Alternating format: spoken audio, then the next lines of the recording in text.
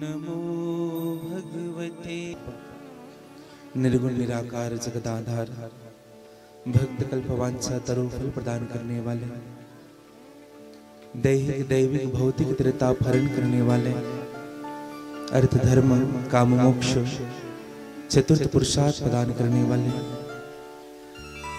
मेरे परमाराध्य श्री राधा वल्लभ सरकार श्री निकुंजेश्वर महादेव जी के सिंह कृपा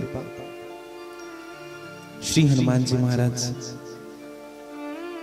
स्वयंभू श्री भूतेश्वर नाथ और परम पूज्य सद्गुरुदेव भगवान के सहज कृपा के फलस्वरूप छत्तीसगढ़ के पवित्र भूमि गरियाबंद जिला का प्राण स्वरूप गांधी मैदान में श्री सिन्हा परिवार के द्वारा हो रहे श्रीमद् भागवत कथा रूपी यह सप्त दिवसीय उत्सव में मेरी व्यासपीठ आप सबका स्वागत करती है। इस कार्यक्रम के मुख्य आयोजक जिनका तन जिनका मन जिनका धन और जिनका समर्पण इस यज्ञ को संपन्न प्रदान करने में कृपा प्रसादी प्राप्त आदरणीय श्री सोहनलाल सिन्हा जी, आपकी सहचरण श्रीमती दुर्गा सिन्हा जी, आपके सभी बंधु बांधवगण, समस्त भाईजन, उपस्थित सभी मेरी माताएं, मेरी बहनें, मेरे भाईजन, विद्वान आचार्यगण, विद्वान संगीतज्ञगण और निकुंजपति चैनल के माध्यम से जितने भी श्रोता श्रीमद् भागवत कथा के रस सिंधु में समाहित होने रस सिंधु को आस्वादित करने जितने भी उपस्थित हैं, आप सबों को मैं व्यासपीठ से साधुवाद ज्ञापित करता हूँ और आप सबके हृदय में जो मेरे गोविंद के प्रति प्रेम है उनको मैं वंदन करता हूँ, प्रणाम करता हूँ। आइए मन वाणी और कर्म की शुद्धि के लिए भगवान के नामों का आश्रय लें। पश्चात जैसे मेरे गोविंद की इच्छा होगी, श्री हनुमान जी महाराज की इच्छा होगी, श्री भूतेश्वर नाथ जी की कृपा होगी और सद्गुरुदेव जी की अनुकंपा होगी, आज की कथा में हम प्रवेश करेंगे। एक बार सभी कह लीजिएगा, थोड़ा जोर से कह लीजिएगा, थोड़ा और जोर से कह लीजिएगा, क्योंकि आज ना मैं मेहनत कम करूंगा, थोड़ी सी स्वस्थता बनी हुई है, तो आप लोग मेरे साथ रहेंगे और बड़ी भाव से।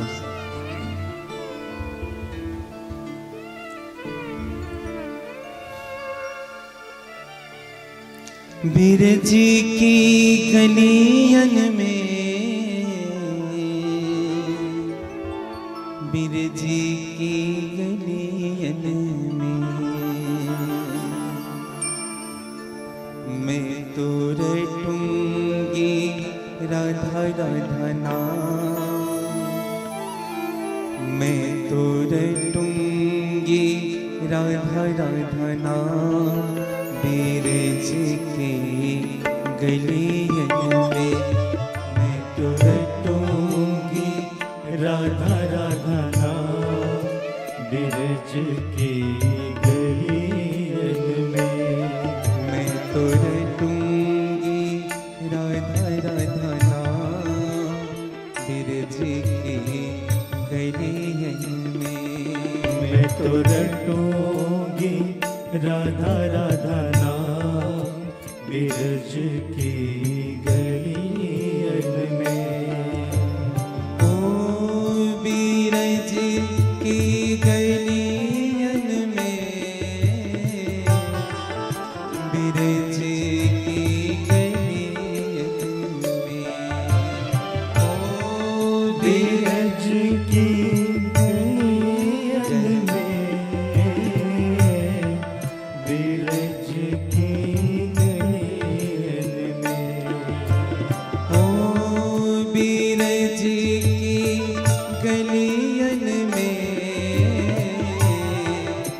बिरज की गलियन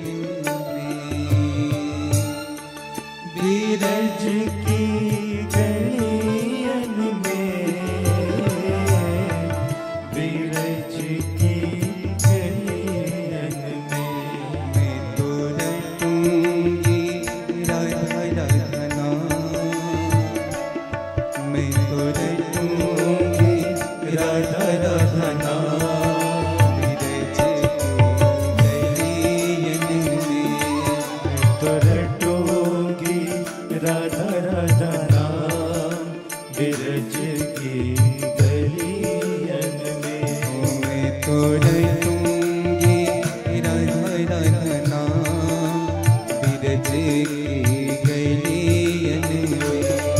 तो रटूंगी राधा राधा नाम बिरज की गली। सभी गा लीजिएगा बड़े भाव से।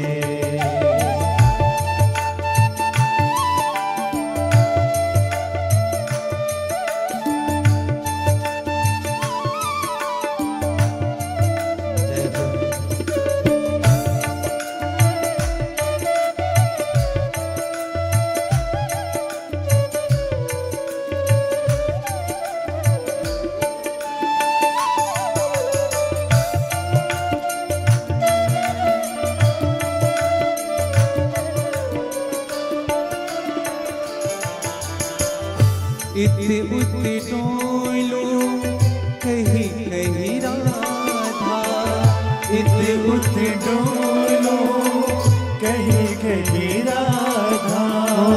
इतने उतने डोलो कहीं कहीं राधा, इतने उतने डोलो कहीं कहीं राधा। बनी जाए जीवन की बाधा, मिट जाए जीवन की बाधा। मिट जाए जीवन की बाधा, मिट जाए जीवन की बाधा। मुझे दर्शन देंगे घनश्याम, मुझे दर्शन देंगे घनश्याम, बिरज की गलियन में। मुझे दर्शन देंगे घनश्याम बिरज की गलियन में। मैं तो रटूंगी राधा राधा नाम बिरज की गलियन में। मैं तो रटूंगी राधा राधा नाम बिरज की गा लीजिएगा बड़े भाव से। जय जय।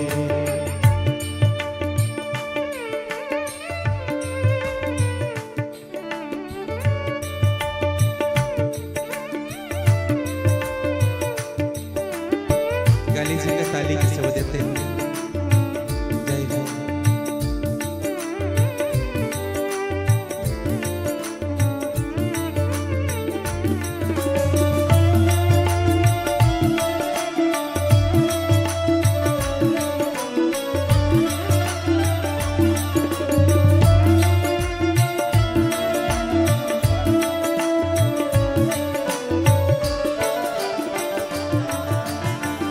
यमुना कुंज में बंसी बटने, यमुना कुंज बंसी बटने।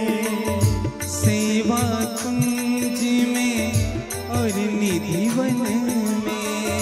सेवा कुंज में और निधि वन में। ओ यमुना तट पे बंसी बट पे गाइएगा। यमुना तट पे बंसी बट पे।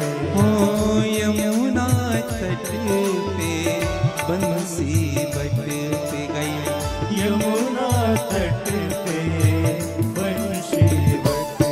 मेरे जीवन की हो जाए शाम, मेरे जीवन की हो जाए शाम बिरज की गलियन में।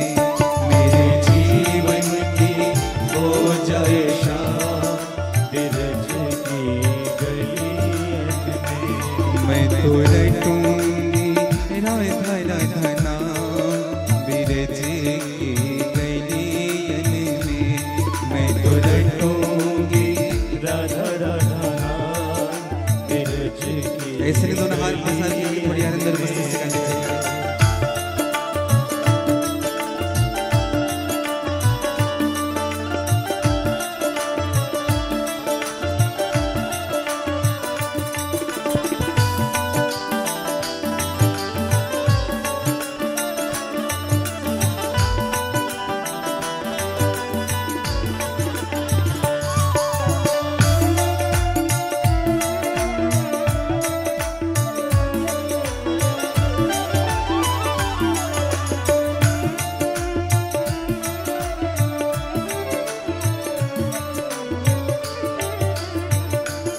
राधा राधा राधा राधा राधा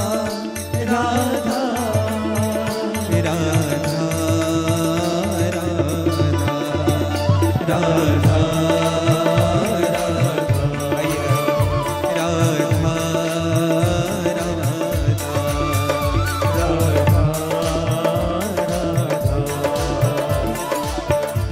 भागवत कथा का मूल मंत्र आप और हम सब ले बड़े हृदय से गाइएगा। श्री किशोरी जी को पुकारे राधा राधा राधा राधा राधा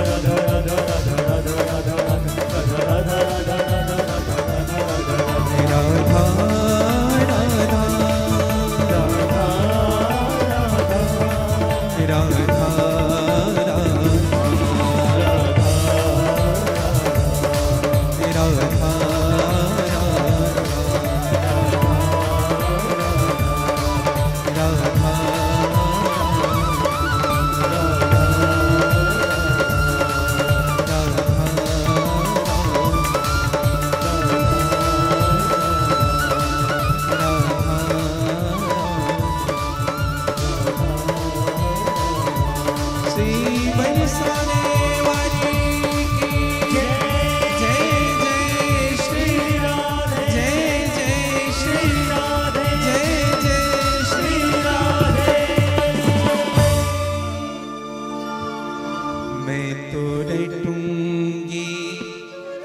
राधा राधा नाम बिरज के गलियन में मैं तो रटूंगी राधा राधा नाम बिरज के गलियन में। कहीं मिल जाए मुझे घनश्याम बिरज के गलियन में। कहीं मिल जाए मुझे घनश्याम बिरज के गलियन में। ओ बिरज के गलियन में। बिरज के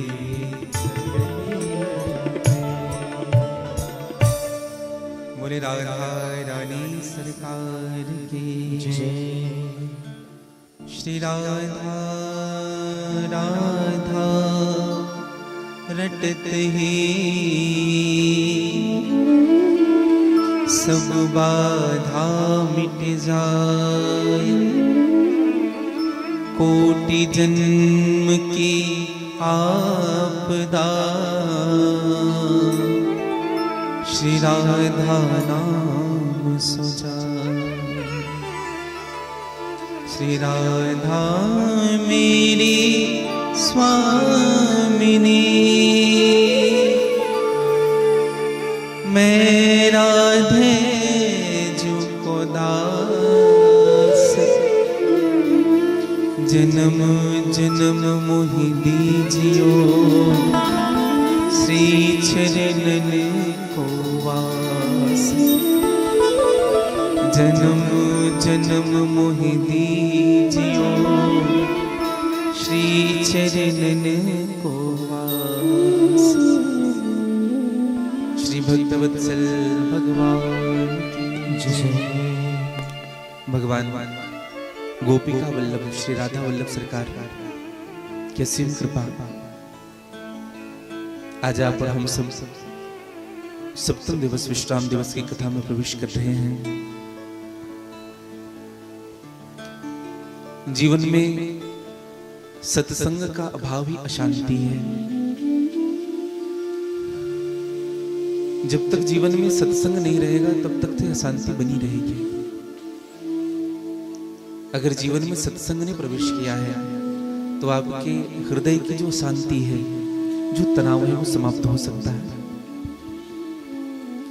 इसलिए सबसे बड़ा जीवन का माध्यम है सुखी रहने का सत्संग। दो चीजें बड़ी दुर्लभ है भैया, भगवान की कथा और संत समागम। आप सभी गरियाबंदवासी क्षेत्रवासी बड़ी सौभाग्यशाली हैं कि यहाँ निरंतर भगवत कृपा की आर्द्रता बनी रहती है, संत कृपा की आर्द्रता बनी रहती है, गुरुजनों के पदार्पण होते रहते हैं। ये भूमि धन्य है जहां भगवान भूतेश्वर नाथ जी की गोद पे यह गरियाबंद, यह गादी मैदान स्थित है, जहां निरंतर भगवत कृपा की अनुभूति होती रहती है। धन्य भूमि पथ पंथ निहारा, जहां जहां राम पग तुम धारा। वो भूमि धन्य हो जाता है जहां भगवान के चरण पड़ते हैं, जहां संत के चरण पड़ते हैं, जहां भगवान की कथा गाई जाती है। धन्य धन्य वह देश को, धन्य धन्य वह गांव, धन्य धन्य वह जीव को जो लेता राम के नाम। आप और हम सब धन्य हैं, और मैं तो कहूं सबसे अधिक धन्य तो मैं ही हूं। धन्य धन्य अति धन्य मैं, यद्यपि सब विधिहीन। निज जन जानि राम मोहि, संत समागम तिन। सभी विधियों में हीन होकर भी भगवान ने मुझे संत समागम दिया। जीवन में भगवान की भक्ति ही अगर प्रवेश कर जाए ना, तो मुझे ऐसा नहीं लगता कि आपको और किसी साधन की आवश्यकता पड़ेगी। काकभूसुंडी जी महाराज से पक्षीराज गरुड़ ने कहा कि काकभूसुंडी, हमने सुना है कि राम जी तुम्हारे सामने स्वयं प्रकट हुए थे। काकभूसुंडी जी ने कहा कि हाँ, रामचरितमानस के अनुसार। पक्षीराज गरुड़ ने कहा, फिर भगवान ने क्या कहा और आपने क्या कहा? क्या संवाद हुआ आप और प्रभु के मध्य? काकभूसुंडी जी ने कहा, तुमने भगवान जब आए ना मेरे सामने, तो मुझे ऐसा लगा था कि वो पूरा चेक बुक लेकर के आए हैं, पूरी रजिस्ट्री के कागजात लेकर के आए हैं। भगवान ने मुझसे कहा था, जो मांगोगे वो मिलेगा। हाँ, जो मांगोगे।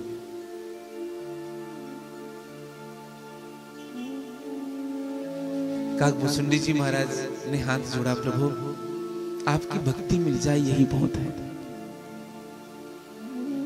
कितने वर्ष तक से काकभूसुंडी महाराज ने कथा की थी? बीते 7 कल्प और 20 27 कल्प तक कथा की थी। और 27 कल्प कथा करने के बाद दक्षिणा के रूप में भगवान राघवेंद्र सरकार से भूसुंडी जी ने मांगा क्या? क्या कहा प्रभु ने? काकभूसुंडी जी ने, अविरल भक्ति विशुद्ध तव श्रुति पुराण जोगात, जी खोजी से जोगीस मुनि प्रभु प्रसाद सो पात। क्या मांगा? बोले अविरल भक्ति विशुद्ध तव। कैसी भक्ति मांगी? अविरल भक्ति मांगी, विशुद्ध भक्ति मांगी, जिस भक्ति को जोगी मुनि ढूंढते हैं, ढूंढते फिरते हैं जीवन भर। काकभूसुंडी जी महाराज ने कहा, प्रभु मुझे वही भक्ति दीजिए। क्या मांगा? अविरल भक्ति। हनुमान जी महाराज से राम जी ने कहा, तुम भी कुछ मांगो। मैं प्रमाण आप सबसे निवेदन इसलिए कर रहा हूं कि भगवान की सेवा का प्रसाद क्या होना चाहिए जीवन में। हमने जीवन में भगवान की सेवा की, उनका प्रसाद क्या मिलना चाहिए हमें। आज सप्त दिवस के प्रारंभ में मैं यही निवेदन करूं आप सबसे कि आप हमसे भगवान से क्या चाहे। हनुमान जी से कहा कि हनुमान तुम मांगो। हनुमान जी ने कहा, प्रभु ना तो भक्ति अति सुखदायिनी, आपकी भक्ति दे दीजिए। और कैसी भक्ति है आपकी? अति सुख देने वाली भक्ति है। विभीषण ने भी भक्ति मांगी, तही मांगो भगवंत पद कमल अमल अनुराग। अच्छा ये सब बात तो छोड़िए, हमारे भूतेश्वर नाथ जी ने क्या मांगी? भगवान शिव जी ने क्या मांगा भगवान से? बार बार बर मांगू, एक बार नहीं मांगा। अच्छा विचार करिए, शिव अविनाशी है। अविनाशी कौन? जिनका कभी नाश नहीं हो सकता। तो जिनका कभी नाश नहीं हो सकता, क्या उनको भय है कि मैं चला जाऊंगा? नहीं। लेकिन फिर भी भगवान शिव ने कहा कि प्रभु अगर मैं चला भी गया तो भी आपकी भक्ति मुझे बार बार मिले। बार बार बर मांगू हर्षदेव श्रीरंग, पद सरोज अनिपायनी भक्ति सदा सत्संग। और एक निवेदन करूं आप सबसे, जो भगवान की भक्ति को छोड़ करके केवल ज्ञान के पीछे भागता है, केवल ज्ञान के पीछे, इतनी चौपाई याद हो जाए, इतने श्लोक याद हो जाए, इतनी गीता की श्लोक याद हो जाए, इतने ये हो जाए, इतने ये हो जाए। मैं सत्य कहूं आपको, वह व्यक्ति ऐसा है जैसे घर में कायम धेनु गाय बंधी हुई है और मदार का वृक्ष ढूंढ रहा है दूध के लिए। जयसी भगति जाने परिहरहि, जयसी भगति जाने परिहरहि, जयसी भगति जाने परिहरहि, जयसी भगति जाने परिहरहि। केवल ज्ञान हेतु श्रम करहि, केवल ज्ञान हेतु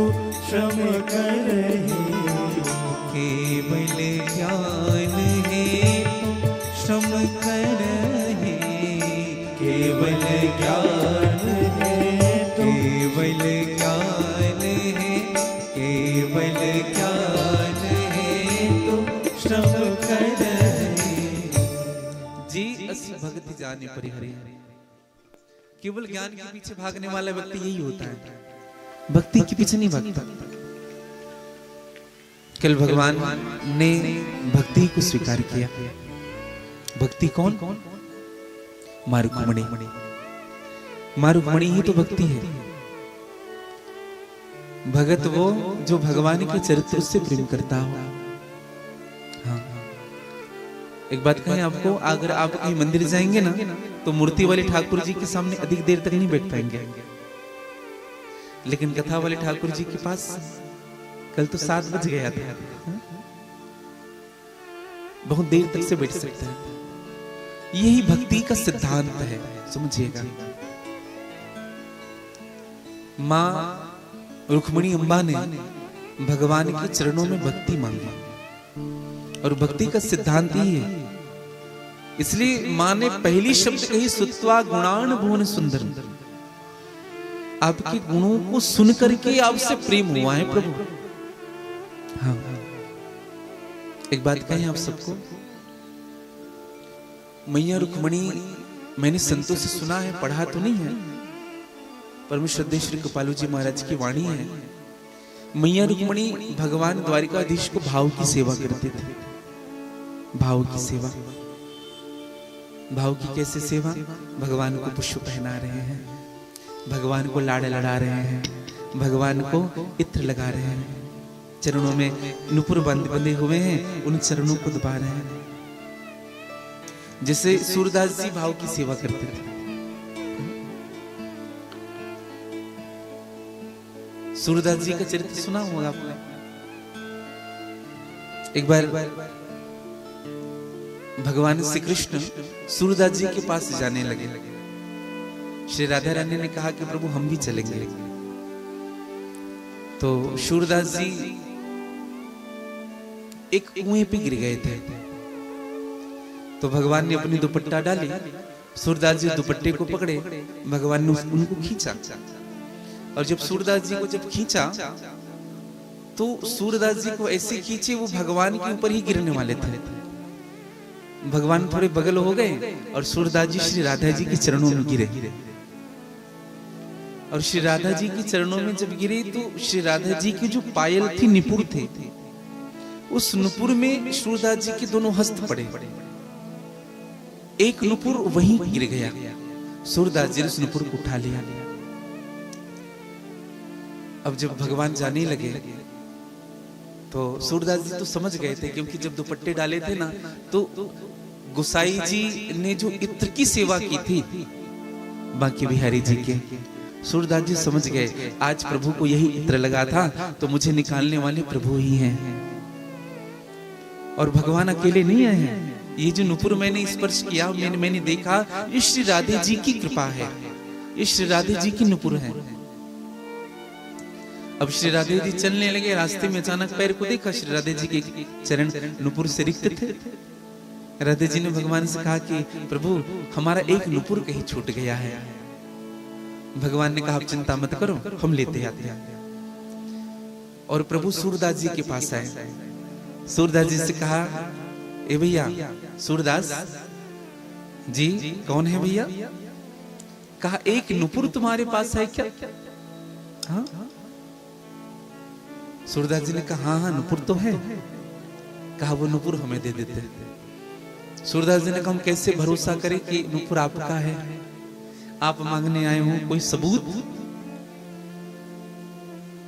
सूरदास जी से भगवान ने कहा क्या सबूत, हम जब बोल रहे हैं? कहा नहीं प्रभु हम नहीं मान सकते। जिनके नुपुर है वो आए, एक नुपुर को और हाथ में ले ले, फिर उनका परीक्षण करें, हमें तो दिखता नहीं है। तो हम नुपुर आपको वापस करें। तो श्री राधा जी आई और श्री राधा जी ने अपने एक चरण और बढ़ा दिए। सूरदास जी ने श्री राधा जी के चरणों को पकड़ा और अपने हाथों से रिक्त जो चरण थे उनमें नुपुर धारण कराए। और सूरदास जी ने चरण को पकड़ लिया और खूब रोने लगे। सूरदास जी कहने लगे प्रभु आज मैं जान गया ये जो मुझे कृपा मिल पा रही है ना, मेरे भावों की सेवा के कारण मिल पा रही है। मेरे भावों की सेवा इतनी प्रबल थी कि स्वयं किशोरी जी को मेरे सन्मुख आना पड़ा। आज मैं उनको चरणों को पकड़ा हुआ। एक बात बताएं आपको, कभी कभी हम परोक्ष रूप से भी भगवान को भोग लगाते हैं ना, हृदय में भाव प्रकट नहीं हो पाता। और कभी जब भावों की सेवा करने लग जाते हैं ना, तो हृदय का तार उनसे जुड़ जाता है। इसलिए भावों की सेवा भी श्रेष्ठ बताई गई है शास्त्रों में। हाँ। कहीं अगर हम बाहर चले जाते हैं, ठाकुर जी की सेवा नहीं कर पा रहे हैं, तो ठाकुर जी को घर में ही रहने दीजिए भैया, उनको परिश्रम मत करवाइए। आप बस में ट्रेन में लेकर के ट्रेवल मत करिए। हाँ, धूल उड़ रहे हैं, कई प्रकार की अपवित्रता है जहां हम बैठते हैं, हमारे हाथ उनको लग रहे हैं, किसी की साड़ी की पल्लू लग रही है, किसी के वस्त्र लग रहे हैं, उनको ट्रेवल मत कराइए। घर में ही ठाकुर जी रहे और आप यहीं सुन के सेवा करें। मैं सत्य कहता हूं, वो सेवा भगवान स्वीकार कर लेंगे। तो मैं निवेदन कर रहा था, मां रुक्मिणी जी ने सेवा की और सेवा का परिणाम भगवान ही मिले। निष्काम भाव से सेवा करने वाले को ना भगवान अवश्य मिलते हैं। हाँ। इसलिए जब भी सेवा करें ना, निष्काम भाव से करें। अगर कुछ देने के बाद लेने की अगर मनसा हो मन में ना, तो फिर वो सेवा सेवा नहीं कहलाएगी, वो देना देना नहीं कहलाएगा। सुखदेव जी महाराज कहते हैं कि परीक्षित, भगवान श्री कृष्ण का विवाह मैया रुक्मिणी के साथ हुआ। और रुक्मिणी मैया कौन? लक्ष्मी। रुक्मिणी मैया है लक्ष्मी, और लक्ष्मी के कई स्वरूप हैं। स्त्रियों के कितने स्वरूप होते हैं? 4। एक मां के रूप में, दूसरी पत्नी के रूप में, तीसरी बहन के रूप में, चौथी बेटी के रूप में। अच्छा विचार ये करिएगा कि अगर मूल भाव से देखा जाए तो लक्ष्मी हम सबकी मां है। इस अर्थ प्रधान दुनिया में बिना लक्ष्मी के कुछ नहीं हो सकता। दूसरी दृष्टि अगर देखें, हमने अगर लक्ष्मी को पत्नी समझा है तो यही सबसे बड़ी हमारी नासमझी है, क्योंकि वो तो पत्नी ठाकुर की है, हमने उनको पत्नी माना। अच्छा विचार करें, किसी की पत्नी को अगर अपना मानोगे, अगर अपने घर लाओगे, कितने दिन तक रहेगी? 1 दिन 2 दिन, और जैसे चौथे 5वें दिन होगा ना, उनका सूटकेस पैक होगा और तुरंत जाने की तैयारी होगी। क्या चिंता लगा रहेगा? मेरा पति कैसा होगा, क्या खा रहा होगा, कपड़े धुले हैं कि नहीं धुले हैं, उनकी व्यवस्था हो पा रही है कि नहीं, यही होगा। तुरंत चले जाएंगे। लक्ष्मणिया काहुनी की नाही भई रही। तो स्त्री माना है तो लक्ष्मी आपसे बहुत जल्दी दूर हो जाएगी। अगर आपने लक्ष्मी पर अधिकार जताया है, और अगर आपने लक्ष्मी को बेटी माना है ना भैया, तो आपको अपनी लक्ष्मी का कभी ना कभी कन्यादान करना पड़ेगा। हाँ। बहन माना है तो भी कभी ना कभी कन्यादान करना पड़ेगा। और भगवान नारायण के कई स्वरूप हैं जो हम अपनी बेटी को कन्यादान कर रहे हैं। आज सिन्हा परिवार के द्वारा श्री सोहन लाल जी, श्रीमती दुर्गा सिन्हा जी के द्वारा अपनी लक्ष्मी का कन्यादान किया गया। अपनी धन रूपी लक्ष्मी का कन्यादान किनके साथ किया गया? मेरे गोविंद के साथ। श्रीमद् भागवत ज्ञान यज्ञ सप्ताह के साथ कन्यादान किया गया। भगवान के कई रूप हैं श्रीमद् भागवत ज्ञान यज्ञ सप्ताह के रूप में, तो गायत्री महायज्ञ के रूप में, तो रुद्र महायज्ञ के रूप में, सत्यचंडी यज्ञ के रूप में, राम कथा के रूप में, शिव पुराण के रूप में, आदि आदि यज्ञ अनुष्ठान के रूप में। ये सब भगवान के ही स्वरूप हैं। हम अपनी लक्ष्मी रूपी कन्या का दान इसी में करते हैं, हमारा दान सार्थक होता है। लेकिन हमको यह भी विचार करना चाहिए कि हम अपने लक्ष्मी का दान सुपात्र को दे रहे हैं कि कुपात्र को दे रहे हैं। दान लेने वाला भी सुपात्र है कि नहीं, दान लेने वाला भी योग्य है कि नहीं, ये हमको विचार करना है। हमारे कई बहनों ने, कई माताओं ने आज गौशाला में दान किया, रोहिणी गोधाम में दान किया। एक बात कहें आप सबसे, संसार के लिए किया हुआ दान, किसी व्यक्ति के लिए किया हुआ दान भले ही निष्फल हो सकता है, लेकिन मेरी आह्लादित शक्ति गौ मां के लिए किया हुआ दान कभी निष्फल नहीं होता है, कभी नहीं। आपने एक रोटी भी अगर माँ को खिलाया है ना, समय आने पर माँ उनका प्रतिफल आपको जरूर प्रदान करेगी। माँ का स्वभाव क्या होता है, हमने अगर एक टाइम की भोजन भी कराया है ना तो जिंदगी भर माँ हमको, और माँ कितनी भी बूढ़ी क्यों ना हो जाए भैया, अगर माँ घर में है ना तो बच्चा कभी भूखा नहीं सोएगा, कभी नहीं, भले ही कुछ ना हो, लेकिन माँ व्यवस्था कर लेती है। हमने दूसरों को दिया, वो धन कहाँ गए ये पता नहीं, लेकिन अगर गौ माँ के लिए किया है ना तो ये बात तो पक्की समझिएगा, मेरे गौ माँ आपको कभी नर्क जाने नहीं देगी, वैतरणी अवश्य पार करेगी मेरी माँ आपको। तो मैं धन्यवाद और साधुवाद ज्ञापित करूं उन सभी दानदाताओं को जिन्होंने गौ सेवा के लिए अपना अर्थ समर्पण किया है। एक बार सभी ताली बजा लीजिए। और जो नहीं कर पाए हैं उनसे मेरी प्रार्थना है, केवल रोहिणी गोधाम ही नहीं, आपके आसपास क्षेत्र में जितने भी गौशाले संचालित हैं, आप वहां जाकर गौ सेवा तो करिए। आपके घर के बाहर गौ माता आ रहे हैं तो कम से कम उनको एक रोटी तो खिलाइए। परोक्ष रूप से भगवान तो स्वीकार नहीं करेंगे, लेकिन मेरी गौ माता आपका हर वस्तु परोक्ष रूप से स्वीकार करेगी। आजकल अमेरिका में ना काउ थेरेपी हो रहा है, विदेशों में। हम लोग बहुत स्ट्रेस हो जाते हैं, व्यक्ति स्ट्रेस हो जाता है तो गाय को गले लगाते हैं, गौ माता को गले लगाते हैं। आजकल ये भी काउ थेरेपी के रूप में जाना जाता है। मैं तो एक बात सदैव कहता हूं, अगर आपके शरीर में कष्ट है, आपके मन दुखी है, तो आप गौशाला में जाकर के गौ की सेवा तो करें। सत्य कहता हूं, आपकी सारी समस्याएं दूर हो जाएगी। गौ मां को चारा खिलाएं।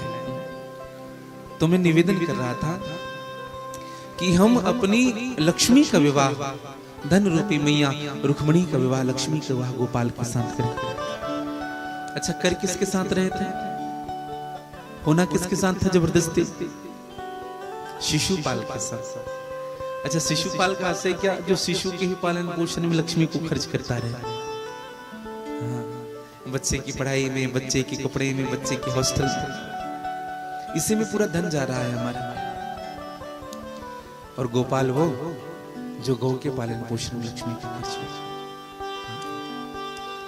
सुखदेव जी महाराज कहते हैं कि परीक्षित भगवान के एक विवाह नहीं हुए, अपितु भगवान के 16,108 विवाह हुआ। कहा, बोले प्रभु मुझे कथा बताइए, ये 16,108 कैसे? सुखदेव जी महाराज ने कहा, परीक्षित, एक बार सत्राजीत का आगमन हुआ द्वारिका में। द्वारिका में जब सत्राजीत पधारे तो गले में श्यामंतक मणि धारण किए हुए थे। भगवान ने पूछा, सत्राजीत, यह मणि केवल शोभा की वस्तु है कि कुछ गुण भी है? कहा, महाराज इस मणि में प्रतिदिन 4 मन सोना उगलता है। यह मणि 4 मन सोना मतलब 1 मन का 40 किलो, 160 किलो सोना। अब बताओ, जिनके यहाँ प्रतिदिन 160 किलो सोना हो। एक बात बताएं आपको, अधिक सोना हो जाने से ना रात में सोना बंद हो जाता है। हम ना खूब धन इकट्ठा करते हैं, खूब बढ़िया घर बनाते हैं, खूब सोना इकट्ठा करते हैं, उनके बाद ना हम मालिक बन करके नहीं रहते, उसी धन के चौकीदार बन जाते हैं। हम मालिक बनने के लिए परिश्रम करते हैं और बन जाते हैं चौकीदार। तो मैं तो एक बात सदैव कहता हूं, धन को संग्रह करने से अच्छा है उस धन का खर्च करना सही स्थानों में। हाँ, रतन टाटा जी का नाम इतना क्यों आगे है? शायद अंबानी जी के पास रतन टाटा जी से भी अधिक धन होगा। अभी शांत होए, अभी रतन टाटा जी, हम भगवान से प्रार्थना करें कि उनका प्राण अपने चरणों पर मेरे प्रभु स्थान प्रदान करे। उन्होंने जो हमारे देश के लिए किया है, किसी अन्य उद्योगपति ने नहीं किया है। कोविड में जो हमको मदद मिली, हमारे देश को मदद मिली, हमारे राष्ट्र को मदद मिली, ऐसी महान विभूति कभी कभी आते हैं भैया। अगर रतन टाटा जी केवल संग्रह करते रह जाते ना जीवन भर केवल इकट्ठा करते रह जाते, शायद कोई उनसे आगे जा पाता। लेकिन रतन टाटा जी ने धन इकट्ठा नहीं किया, धन को खर्च किया सही स्थानों में, कहीं हॉस्पिटल में, कहीं असहायों की मदद में। मैं तो आप सबसे यह भी प्रार्थना करूं, भगवान ने अगर हमको अधिक दिया है, हमारे भोजन से, खाने से, पीने से, पहनने से, और हमारी जैसी रहनी है उनसे अगर कोई अधिक धन हमको मिल पा रहा है, तो उस धन को सदैव परमार्थ में लगाना चाहिए। हाँ, तभी जीवन में सुख मिलेगा, तभी जीवन में शांति मिलेगी। तो भगवान की विवाह, सत्रजीत का आगमन हुआ, सामंतक मणि को देखा भगवान ने, और सत्रजीत से पूछा यह मणि, बोले महाराज एक दिन में 4 मन सोना, 160 किलो सोना। भगवान के मन में विचार आया, काश ये मणि अगर द्वारिका में रह जाती तो बड़ा अच्छा होता, क्योंकि हमारा राज्य बहुत बड़ा है, सत्रजीत का राज्य बहुत छोटा है। सामंतक मणि के लिए सत्रजीत से कहा, भैया अगर आपकी मणि अगर यहाँ मिल जाती, हमें मिल जाती। सत्रजीत ने कहा, क्षमा करिएगा ठाकुर जी, हम मणि नहीं दे सकते, हमने बड़े परिश्रम से इनको प्राप्त किया है। सूर्य नारायण भगवान की उपासना की है, तब जाकर के मणि मिली।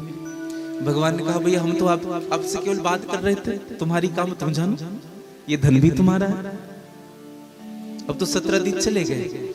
आप सबको कथा विदित होगी, इसी सत्रजीत का छोटा भाई था प्रसेन, जो इस मणि को गले में धारण करके जंगल गया आखेट खेलने के लिए, और प्रसेन को एक शेर ने समाप्त कर दिया, और इस मणि को अपने साथ ले जाने लगे। और उसी शेर को एक वृक्ष ने समाप्त किया, भालू ने। फिर से उस मणि को अपने साथ ले जाने लगे। अब यह मणि भालू के पास है। आज 5 दिन हो गए, सत्रजीत जब घर नहीं आए, प्रसेन जब घर नहीं आए, तो सत्रजीत के मन में भाव उठा, कृष्ण ने इस मणि को मांगा था, मैंने नहीं दिया, शायद कृष्ण मेरे भाई का कातिल है। हाँ। जो दुष्ट लोग होते हैं ना भैया, दुष्ट प्रवृत्ति के लोग, उन लोग ना कुछ भी कहेंगे किसी के विषय में। सत्रजीत ने जगह जगह बोलना प्रारंभ किया। अच्छा, सत्रजीत तो कम बोलती थी, उनकी पत्नी ज्यादा बोलती थी। सत्रजीत ने अपनी पत्नी से कहा, अरे भाग्यवान तुम समझ रही हो? बोले क्या? हमें ऐसा लगता है कि प्रसेन को, हमारे छोटे भाई को कृष्ण ने मार डाला। हाँ, और उसके पास मणि है। अब देख, मैं तुम्हें बता रहा हूं, भूल से किसी को मत बताना। हाँ, और माताओं का एक स्वभाव भी होता है, एक जन को बताओ पूरे मोहल्ले को पता चल जाए। हाँ। और पड़ोसी के यहाँ जाकर के मैया ने कहा कि मैया तुम समझ रही हो, जानती हो? बोले क्या? हमें ऐसा लगता है कि हमारे देवर को कृष्ण ने मरवा डाला। और देख बहन, मैं आपको अपना समझ करके बता रही हूं ना। हाँ, किसी को मत बताना। अब पड़ोसी ने कहा, जैसे आपने नहीं बताया वैसे हम भी नहीं बताएंगे किसी को। हल्ला हो गया, भगवान के कानों तक बात गई। भगवान ने कहा कि ये कार्य तो मैंने नहीं किया। भगवान को कलंक लग गया। भगवान को कलंक क्यों लगा? बड़ी प्रसिद्ध कथा है। भगवान ने चौथ की चंद्रमा को देख लिया था। भादो मास शुक्ल पक्ष की चौथ की चंद्रमा को नहीं देखनी चाहिए, नहीं तो कलंक लगेगा भैया।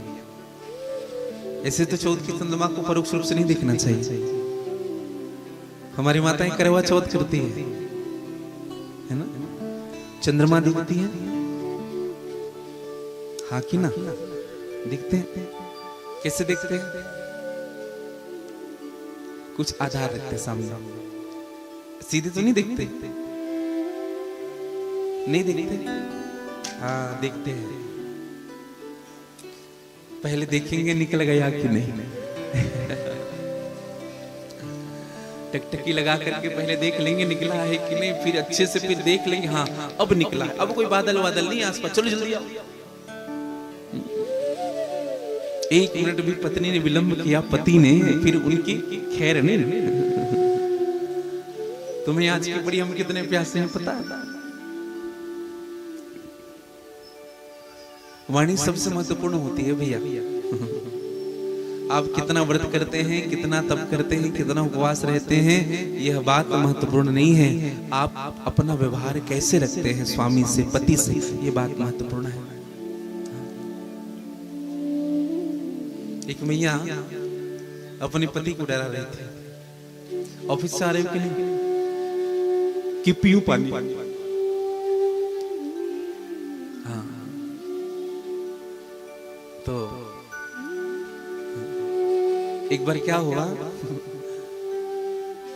गुवाहाटी में एक बहुत बड़ा चर्च था, इस सत्य घटना है। तो वहां ईसा मसीह जी ऐसे लटके हुए थे।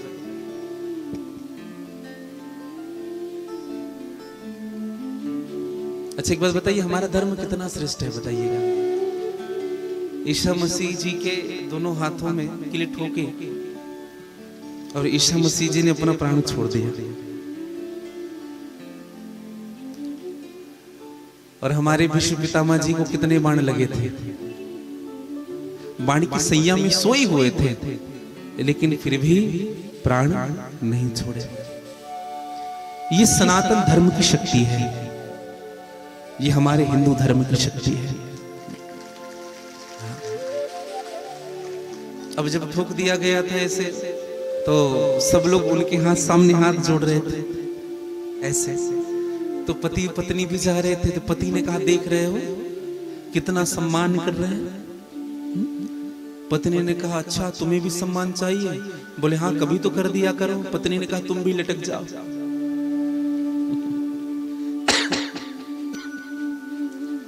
तो मैं निवेदन आप सबसे कर रहा था कि सत्यजीत ने भगवान पर कलंक लगाया, भगवान को कलंक लगा। भगवान को कलंक इसलिए लगा कि भगवान ने चौथ की चंद्रमा को देख लिया था। और बड़ी प्रसिद्ध कथा है, चंद्रमा श्रापित है भगवान गणेश जी के द्वारा। एक बार गणेश जी के चेहरे को देख करके चंद्रमा हंसने लगे, कहा कि इन्हीं की प्रथम पूजा होती, कैसा बेढंगा सा बड़ा सा कान है, बड़ा सा पेट है।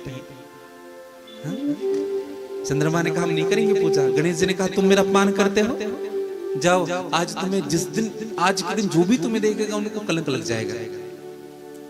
और कलंक लगा चंद्रमा को। गणेश जी, दरअसल गणेश पद है, गणेश किसी भगवान का नाम नहीं है।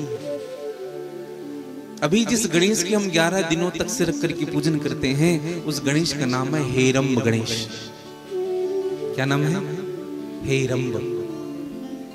जैसे पार्षद पद होता है, पार्षद पद में बैठने वाले व्यक्ति का नाम कुछ और होता है, वैसे गणेश जी पद है।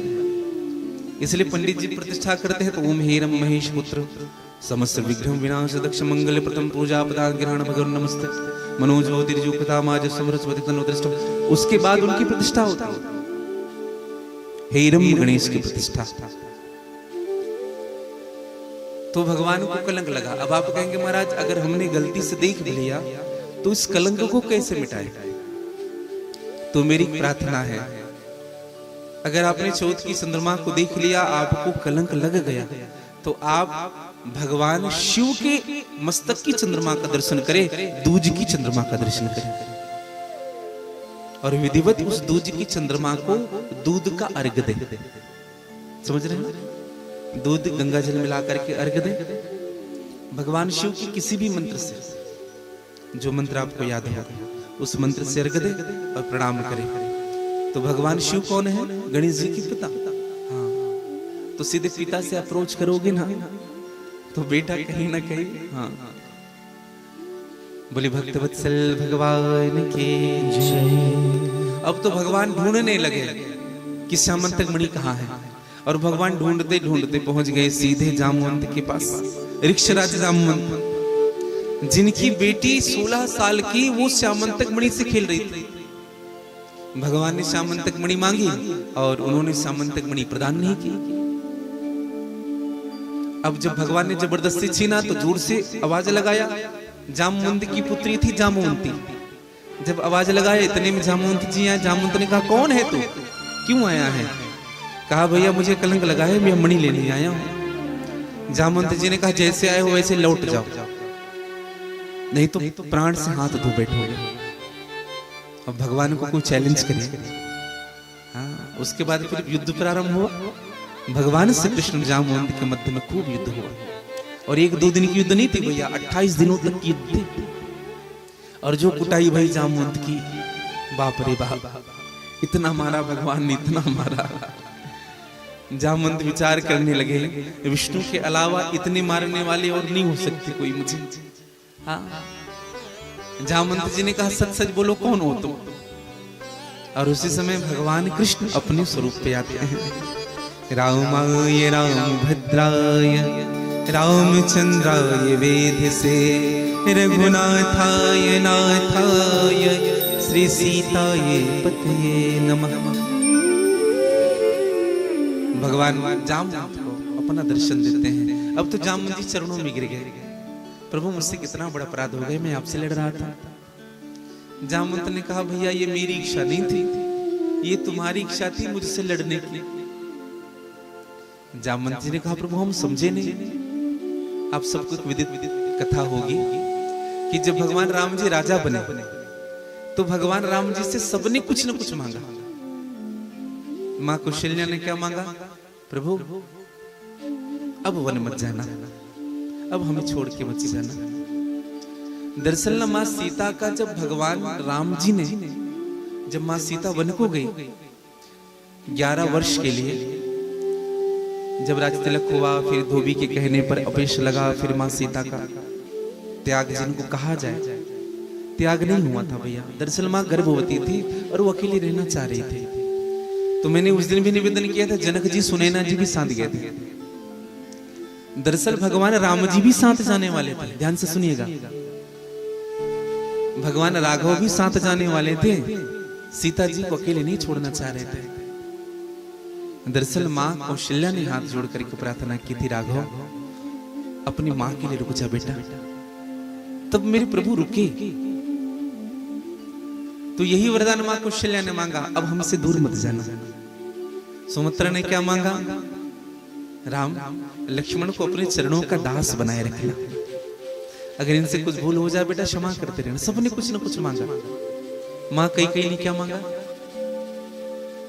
मां कैकेयी राम जी के पास गई, हाथ जोड़ी, भगवान राम ने दोनों हाथ पकड़ लिए मां कैकेयी के। मांग मां क्या चाहती है, त्रिलोकी का सुख अगर चाहेगी मां तो मैं तुम्हें दे दूंगा। मां कैकेयी ने कहा कुछ नहीं चाहिए बेटा, बस एक ही विनती है तुमसे। 14 साल हो गए, यह कान मां सुनने के लिए तरस गई है। भरत मुझे एक बार मां कहते हैं, एक बार। राम जी ने कहा मां बस इतनी छोटी सी बात। भरत भैया, ए भैया इधर आओ। भरत जी आए, हाँ स्वामी, हाँ प्रभु। भरत भैया मेरी बात मानोगे, जो मांगूंगा दोगे। भरत जी ने कहा स्वामी आप ऐसी बात कर रहे हैं, अभी प्राण मांग लेना नाथ, इसी क्षण ये दास प्राण दे देगा आपके चरणों में। आपको और मैं दे पाऊं, इससे बड़ी सौभाग्य मेरे जीवन की क्या होगी। भगवान राम ने कहा भैया प्राण नहीं मांग रहा, मुझे तो और कुछ चाहिए। भरत जी ने हाथ जोड़ करके बड़ी विनम्रता से कहा भैया आप जो कुछ भी मांगे मैं देने के लिए तैयार हूं, सब कुछ दे दूंगा भैया, बस मेरी एक प्रार्थना स्वीकार करना। अगर आप कहेंगे कि कैकेयी को मैं मां कह दूं तो ये मुझसे नहीं हो पाएगा। मैं कैकेयी को मां नहीं कह सकता। जिन्होंने राम से मुझे विलग कर दिया, भगवान से जो दूर कर दे, ऐसे व्यक्ति से मेरा कोई संबंध नहीं हो सकता। और मैं सत्य कहूं आप सबसे, जो भगवान से विलग करता हो ऐसे व्यक्ति का परित्याग करना ही श्रेयस्कर होता है। जो आपको धर्म से विलग करता हो, जो आपको भगवान से विलग करता हो। जब तुलसीदास जी महाराज ने रामचरितमानस की रचना की तो भगवान शिव ने तुलसीदास जी से पूछा कि तुलसी तुम्हें कुछ चाहिए तो मांगो।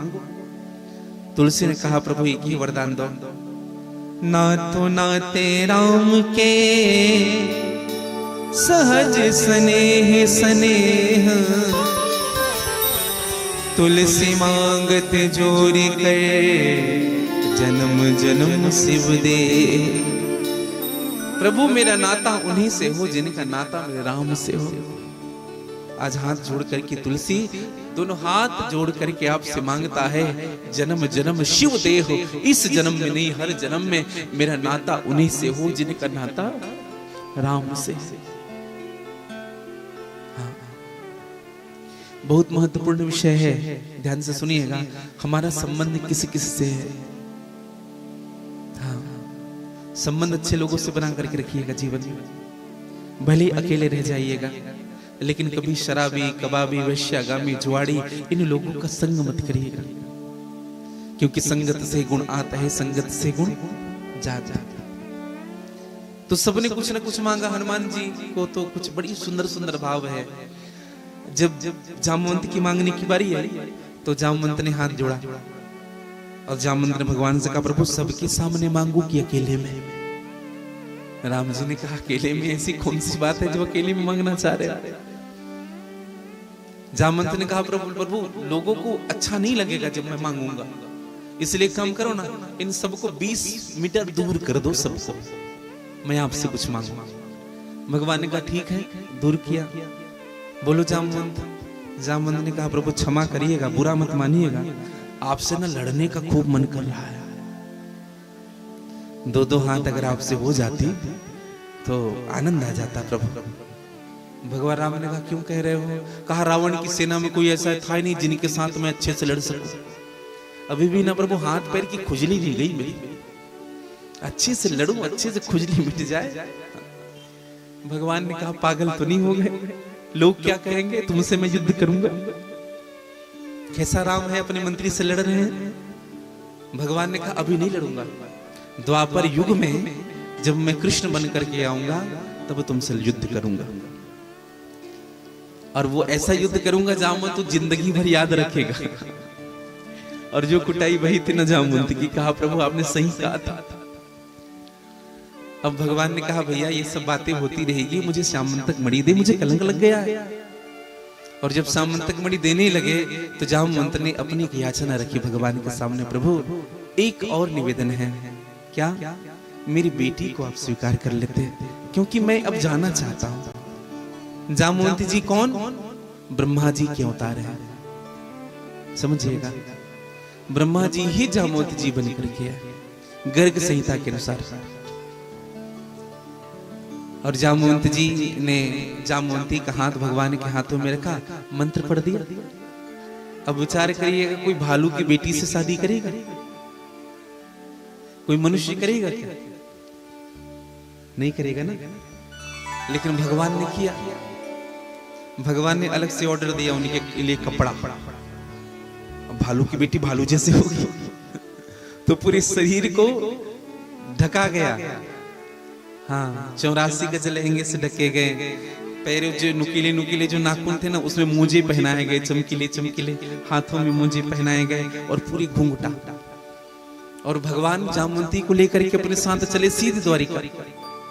जब भगवान द्वारिका पहुंचे तो जामवंती जी जब द्वारिका पधारी तो मां रुक्मणी आरती का थाल लेकर के स्वागत करने के लिए। ये रुक्मणी अम्बा का प्रतिदिन का नियम था, जब प्रभु आते थे ना तो मैया आरती करके प्रवेश कराते थे। अब रुक्मणी मैया का नजर पड़ गया बगल। भगवान से पूछा, कौन है प्रभु? भगवान ने कहा, हमने दूसरी शादी कर ली। मैया को बुरा नहीं लगा। दरअसल मैया को बुरा क्या लगा पता है? भगवान तो महानाटक निपुण है। भगवान ने कहा, रुक्मणी हमने दूसरी शादी कर ली है और ये बड़ी सुंदर है। रुक्मणी मैया ने कहा, ठीक है, होगी सुंदर। कहा, सत्य कह रहा हूं रुक्मणी, बहुत सुंदर।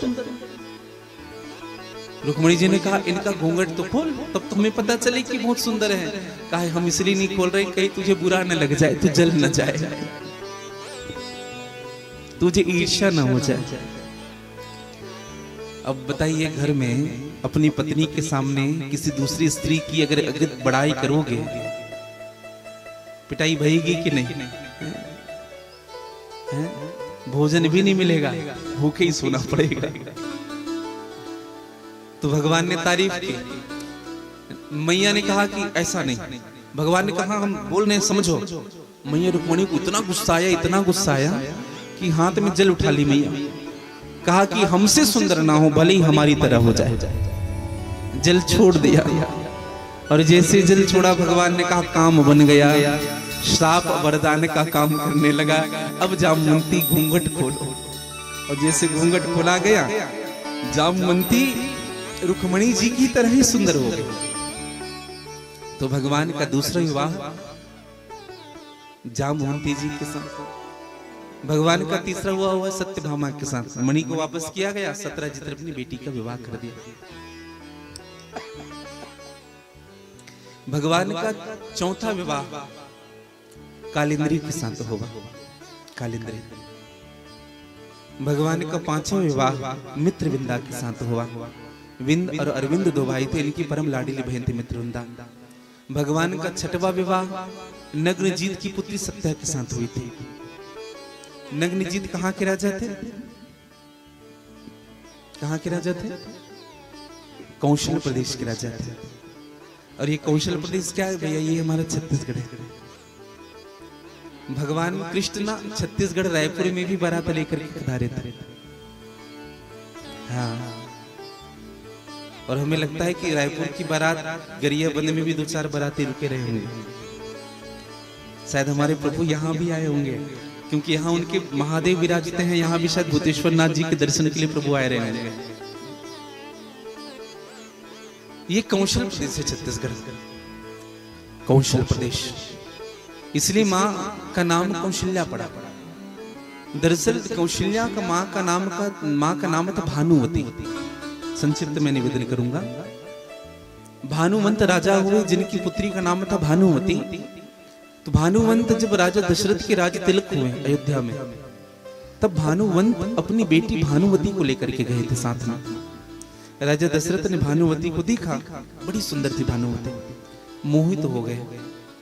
भानुवंत से ये बात रख दी। कहा कि तुम्हारी पुत्री के साथ हम विवाह करना चाहते हैं। भानुवंत बड़ा खुश हुआ। कहा कि चक्रवर्ती सम्राट के साथ हमारी बेटी की शादी होगी। भानुवंत ने कहा ठीक है महाराज। और इसी भानुवती का विवाह राजा दशरथ के साथ हुआ। कौशल प्रदेश से गई थी, इसलिए नाम पड़ा कौशल्या। और मां कौशल्या के ही पुत्र हुए हमारे राघवेंद्र सरकार। इसलिए छत्तीसगढ़ में राम जी को भांजा कहते हैं। इसलिए भांजे की खूब सेवा होती है। हाँ। जितना ब्राह्मण जी को पूजते हैं ना, उतना ही भांजे को भी पूजते हैं। हाँ। ये हमारा छत्तीसगढ़ है। हाँ। होता है ना। कौशल्या कौशल प्रदेश से गए थे कौशल्या। कोई रायपुर से गए हैं तो रायपुर ही नहीं। गरियाबंद से गए तो गरियाबंद। रायगढ़ से गए तो रायगढ़ी। धमतरी से गए तो। अब आप लोग बोलते रहे। लेकिन हमारा छत्तीसगढ़ एक ऐसा प्रदेश है भैया जिनको माँ कहते हैं। माँ। और यह जो माँ है ना, सबको समाहित कर लेती है अपने में। पूरे देशों में केवल भारत ही ऐसा है जिनको माँ कहते हैं। भारत माँ।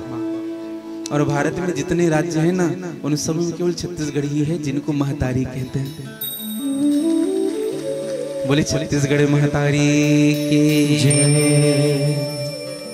और छत्तीसगढ़ का प्राण स्वरूप। मुझे एक भजन, मैं तो गीत नहीं कहूंगा क्योंकि इस पीठ में बैठ करके कोई गीत नहीं होता, गीत भी भजन हो जाता है। गेंदलाल सन्ना जी और बहुत लोगों का विचार था कि गुरुजी एक बार, ऐसे तो छत्तीसगढ़ी बहुत कम गाना होता है कई बार, और इसका अर्थ यह नहीं कि गा नहीं सकते। बड़ी भाव के साथ। पंछी उड़ाते आकाश करते बिरिछामबास। पंछी उड़ाते आकाश करते बिरे छामबास धरती के माने गुने बढ़िया मुक्ति पावे कहारे ते थिरवे कहारे छैहा भुइयाला छोड़ी जवैया ते थिरवे कहारे छैहा भुइयाला छोड़ जवैया ते थिरवे कहारे छैहा भुइयाला छोड़ी जवैया ते थिरवे कहारे छैहा भुइयाला छोड़ जवैया ते थिरवे कहारे पंछी उड़ाते आकाश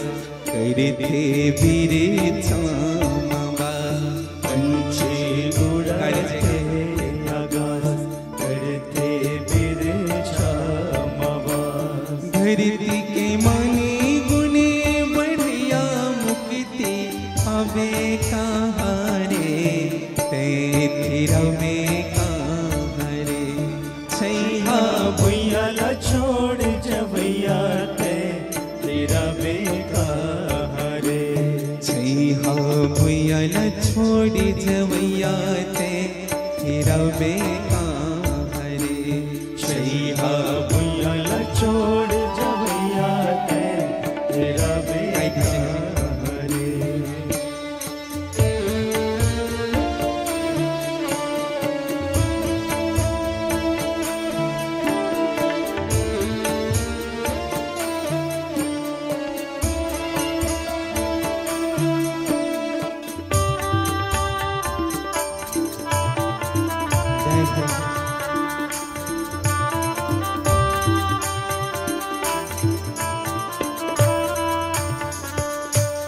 ऐसे तो बहुत से छत्तीसगढ़ी गीत हैं जो गा सकते हैं, लेकिन ये मैसेज फूल लगता है मुझे।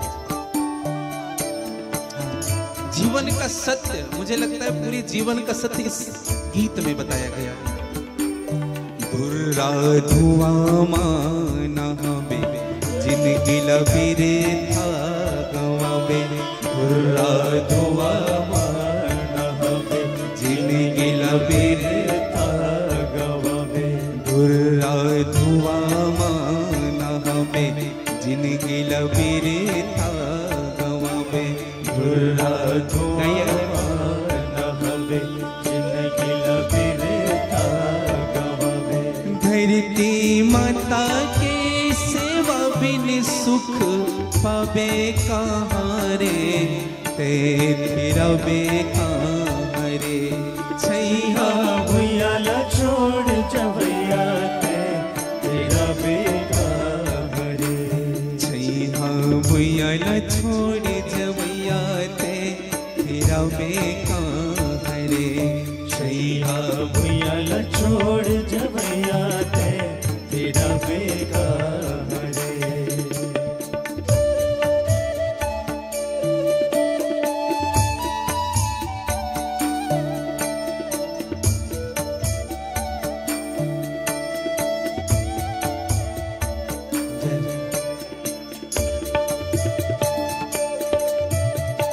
बोली छत्तीसगढ़ महातारी के जय हो बोले भूतेश्वर नाथ बाबा की जय हो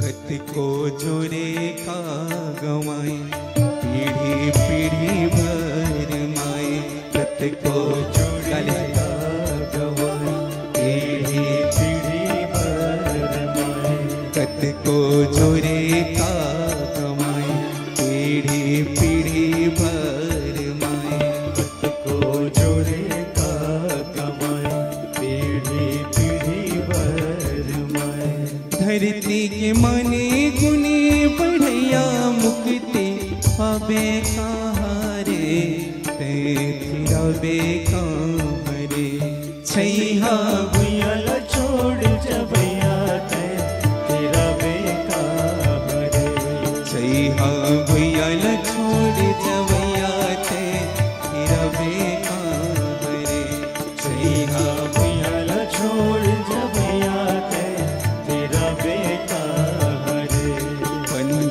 उड़ाते आकाश करते मेरे छामावास पंछी उड़ाते करते मेरे छामावास धरती माँ आए बिना दाना पानी पावे कहारे तेरा बेकार छैया भुयाला छोड़ जवैया ते तेरा बेकार छैया भुयल छोड़ जवैया ते तेरा बेकार छैया भुयाला छोड़ जवैया ते तेरा बेकार तेरा बेकार तेरा बेकार मुक्ति पवेगा हरे मुक्ति पवेगा हरे मुक्ति पवेगा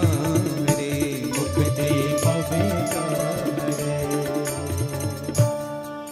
छैहा भुयल छोड़ी जवैया ते तेरा बेकार उड़ान भर हवाओं में ये लगा गोता समुंदर में तुझको उतना ही मिलेगा जितना लिखा तेरे मुकद्दर में। निवेदन करो मेरे भाई बहन, अपनी मातृभूमि की सेवा मत छोड़िएगा जीवन में कभी। आज किसान अपनी माँ से दूर हो रहे हैं, मातृभूमि से दूर हो रहे हैं। बोले छत्तीसगढ़ महातारी की जय। और अच्छा हमको ये लगता है कि हम छत्तीसगढ़िया हैं। एक और निवेदन करूं, कुछ लोगों ने हमसे कहा था कि गुरुजी थोड़ी बहुत छत्तीसगढ़ी बीच बीच में, हम कहा मंच में नहीं बोल सकते, ऐसे कैसी भी बात कर ले। प्रार्थना रहेगी मेरी। तो मैं निवेदन आप सबसे करूं, भगवान के विवाह, छठवां विवाह नगजीज की पुत्री सत्या के साथ हुआ, सातवां विवाह भद्रा के साथ हुआ, आठवां विवाह लक्ष्मणा के साथ हुआ। इससे भगवान की 8 पटरानियां हुई। पहला विवाह रुक्मिणी जी के साथ, दूसरा विवाह किनको याद है? जी बोलिए। पहला विवाह, दूसरा विवाह, तीसरा विवाह, चौथा विवाह, बोलिए कालेंद्री, पांचवा विवाह,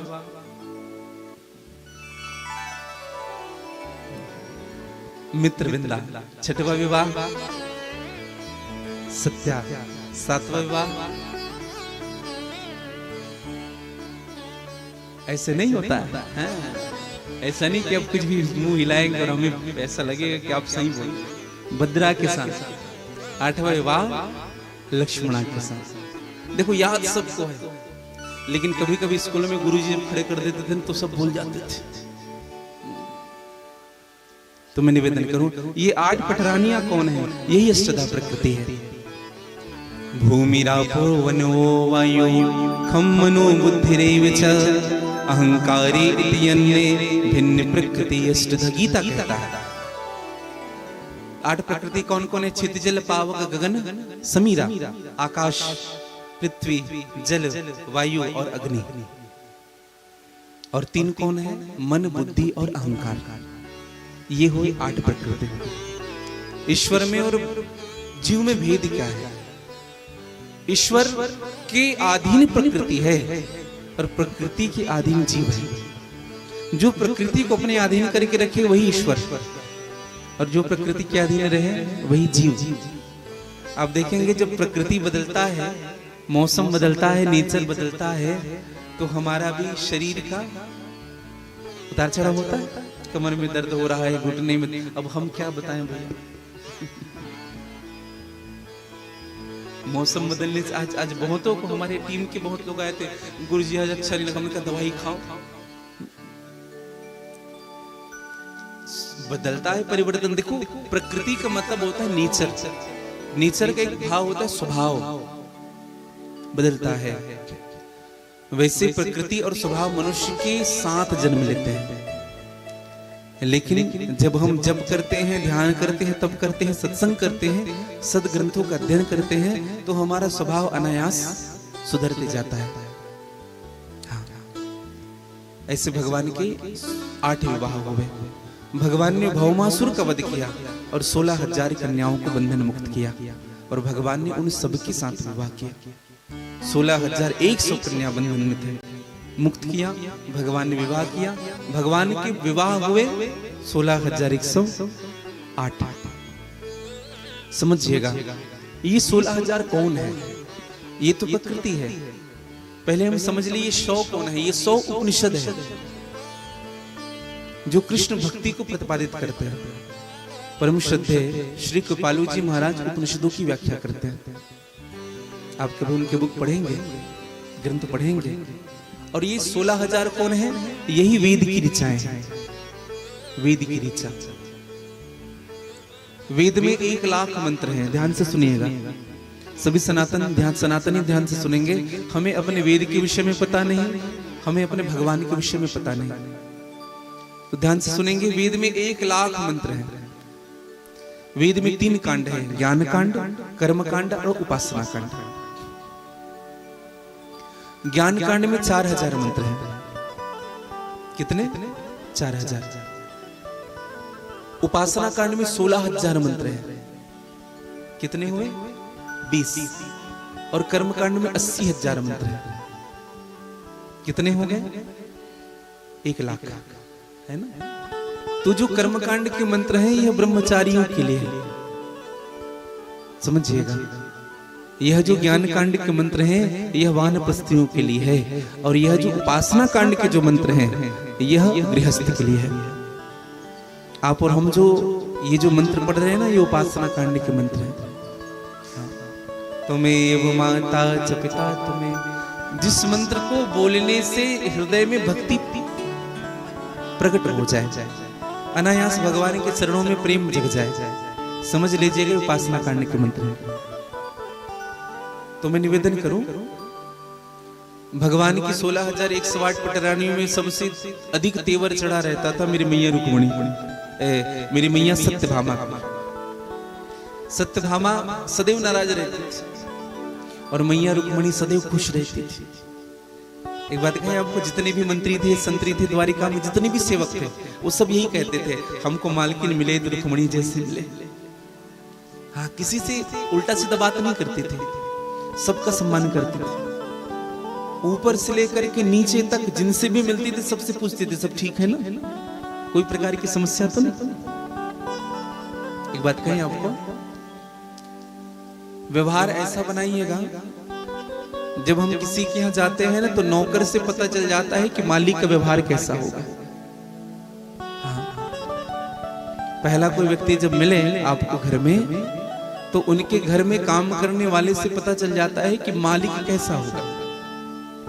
और जिनके घर 25 साल 30 साल तक से कोई व्यक्ति काम कर रहा है, तो समझ लीजिएगा वह मालिक पाक, साफ और पवित्र है। उनका व्यवहार नैतिक आचरणों से बना हुआ है। हाँ। तो मैं निवेदन करूं, मैया रुक्मणी को कभी क्रोध होते नहीं देखा। एक दिन भगवान विचार करने लगे, रुक्मणी क्रोध होती होगी तो कैसे दिखती होगी, और भगवान ने निर्णय लिया, आज रुक्मणी को हम गुस्सा दिला के ही रहेंगे। अब बताओ, ये भी कोई बात हुई है? यहाँ सभी पुरुष विचार करते हैं भगवान गुस्सा ना हो तो बढ़िया है, लेकिन भगवान क्या सोच रहे हैं, एक बार क्रोध में कैसे दिखती है रुक्मणी। तो एक निवेदन करूं भैया, जो व्यक्ति कभी क्रोध नहीं करता है ना, जब वो क्रोध करता है ना, तो फिर उनको संभालना बड़ा मुश्किल होता है। इसलिए अगर कोई क्रोध नहीं कर रहा है, बढ़िया बढ़िया आपके साथ व्यवहार कर रहा है, तो उनसे ना बढ़िया बना करके रखिए, प्रयास करिए वो क्रोध ना करे। तो मैं निवेदन करूं, मैया रुक्मणी के सन्मुख भगवान पधारे। मैया रुक्मणी आरती का थाल लेकर के खड़ी हुई है, और भगवान ने मैया से मुख चुराया। ऐसा लग रहा है कि जैसे रुक्मणी जी से कोई गलती हो गई। रुक्मणी मैया पीछे पीछे भगवान के, भगवान उठ करके चले गए, रुक्मणी मैया पीछे पीछे। रुक्मणी मैया ने कहा, प्रभु क्या हो गया, आज तक तो ऐसा मुंह नहीं फुलाया, हमसे कोई भूल हो गई। अब भगवान ले गए सीधे रुक्मिणी मैया को अपने कक्ष में, बेडरूम में। रुक्मिणी मैया से कहा भगवान ने, बार बार गलती करती है और पूछती है क्या भूल हो गया, क्या भूल हो गया। आज की माता जी होती तो दिमाग तो ठीक है तुम्हारा, क्या भूल किया हमने। लेकिन मैया क्या कहती है, प्रभु बताइए ना क्या भूल हुआ। अब तो देखो भगवान नाटक कर रहे हैं। भगवान ने क्या कहा, सबसे पहली भूल यह हुई रुक्मिणी कि तुम्हारी शादी मुझसे हुई। दरअसल हमारी जोड़ी बनी नहीं थी। हाँ, तुम्हारी शादी तो शिशुपाल के साथ होना था और तुम मेरे साथ शादी कर ली। अच्छा, भगवान के चेहरे को देख करके हंस रहे हैं। मैया गुस्सा नहीं हुआ। फिर दूसरा कहा, प्रभु ने कहा, अच्छा वो मैं समझ गया तुमने मुझसे शादी क्यों की।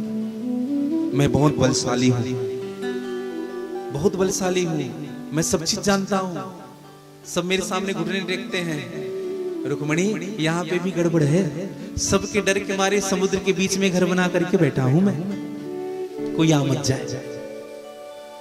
द्वारिका का निर्माण समुद्र के बीच में बनाया हूं ताकि कोई आ मत जाए। अब तुम कहोगे हम सुंदर हैं, काहे का सुंदर। पहले कारागार में जन्म लिए तो काले तो थे ही, काले या नाग का विष का प्रभाव ऐसा हुआ कि और काले पड़ गए। कई लोग तो हमसे प्रश्न करते हैं, तू कहां से देवकी और वसुदेव का लड़का हो गया। अरे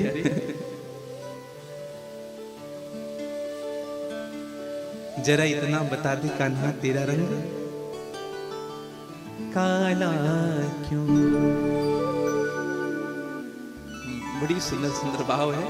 तो कहा, बोले हम पहले ही काले थे और काले हो गए। अब तुम कहोगे कि हम उन महात्माओं के बात को मान करके आपसे विवाह किए जो हमारे यश का गान करते हैं। रुक्मिणी यहाँ पे भी गड़बड़ है। जिनके पास ना कुछ काम होता है ना धाम होता है, जो सदैव ये विचार करते रहते हैं कि कहां से पैसा है। रघुपति राघव राजा राम पतित पावन सीताराम, उन भिखमंगे बाबू का बात मान करके तुमने हमसे शादी कर ली। इतना कहने के बाद भी मैया को क्रोध नहीं आया।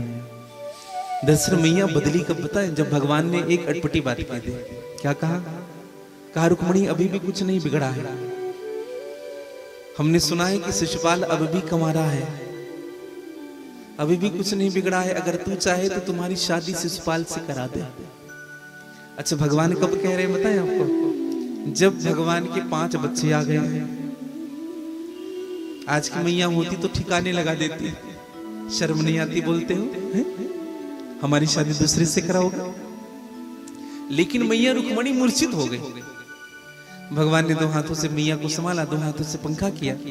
जब होश में आई तो मैया ने जो उत्तर दिया है भैया, वो सुनने योग्य है। मां ने कहा, प्रभु आपने एक भी बात गलत नहीं की।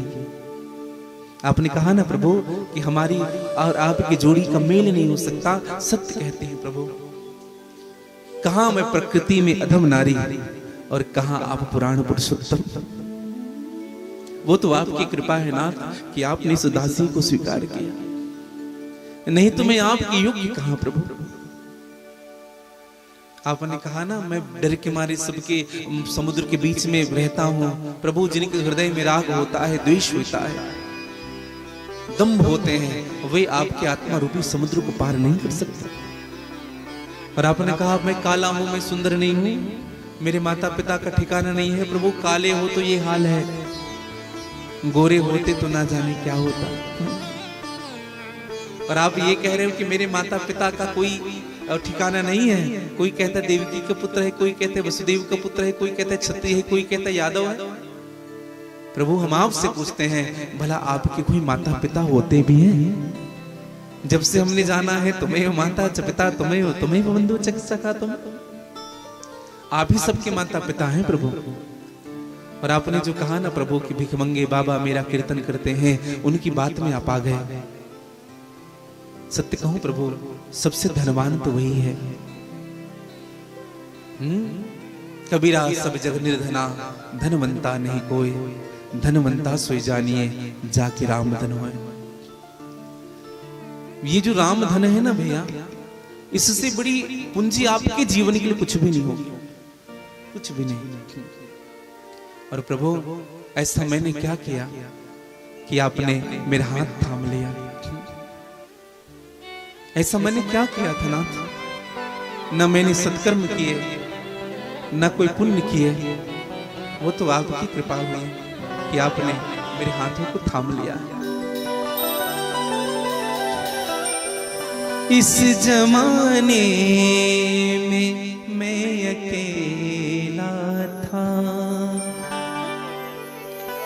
तेरी माया ने मुझको घेरा था। तेरी माया न सताए उनको, तेरी माया न सताए उनको। क्या जरा सा मैंने तेरा नाम लिया, ऐसा क्या काम किया हमने तेरा, जो मेरा हाथ तूने थाम लिया। ऐसा क्या काम किया हमने तेरा, जो मेरा हाथ तूने थाम लिया। ऐसा क्या काम किया हमने तेरा,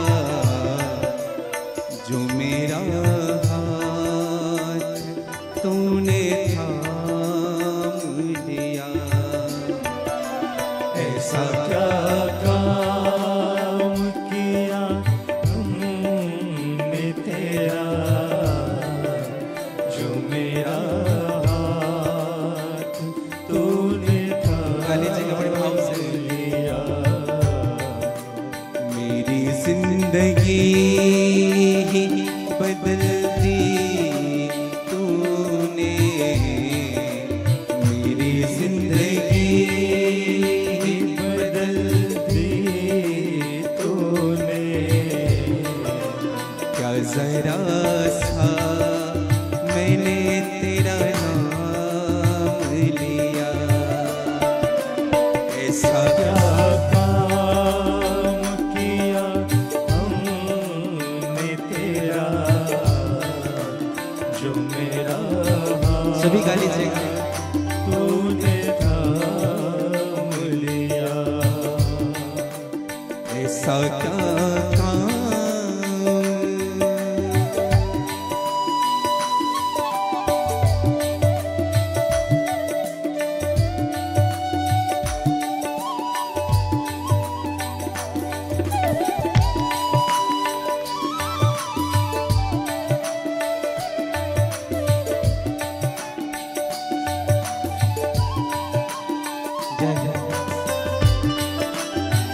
गाली जी की ताली की सब देते हैं।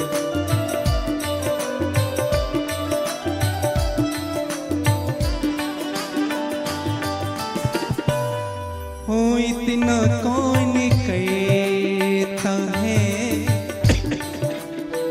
ये इतना कौन करता है किसी के लिए। हो इतना कौन कहता है किसी के लिए। इतना कौन करता है किसी के लिए। हो जितना तूने कह दिया है मेरे लिए, जितना तूने कर दिया है मेरे लिए। मेरी हर खुशी का इंतजाम किया, मेरी हर खुशी का इंतजाम किया।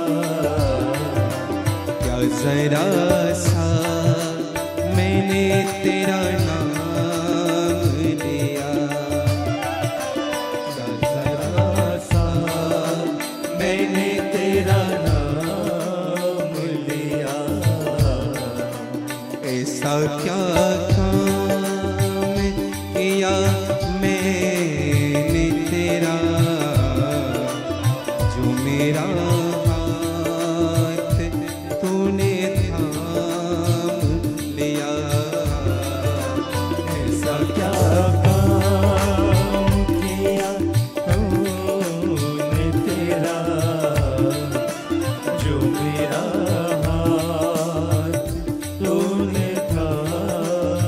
लीजिएगा थोड़ी आनंद से मस्ती के साथ। जय हो।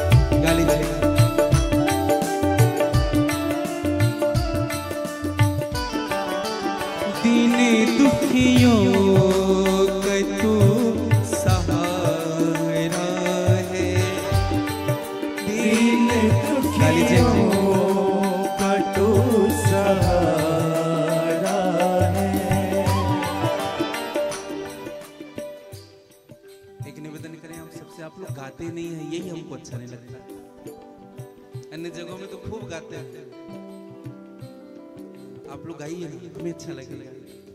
भजन का भाव ही होता है साथ में करना, संकीर्तन कीर्तन साथ में करते हैं। गा लीजिए।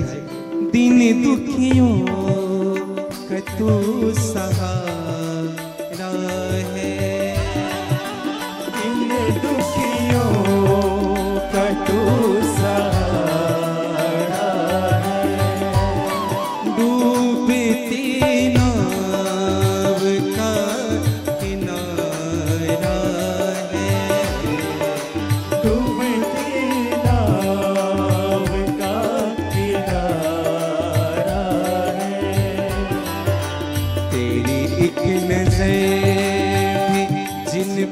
पड़े जाए, तेरे नजर जिन पे पड़े जाए,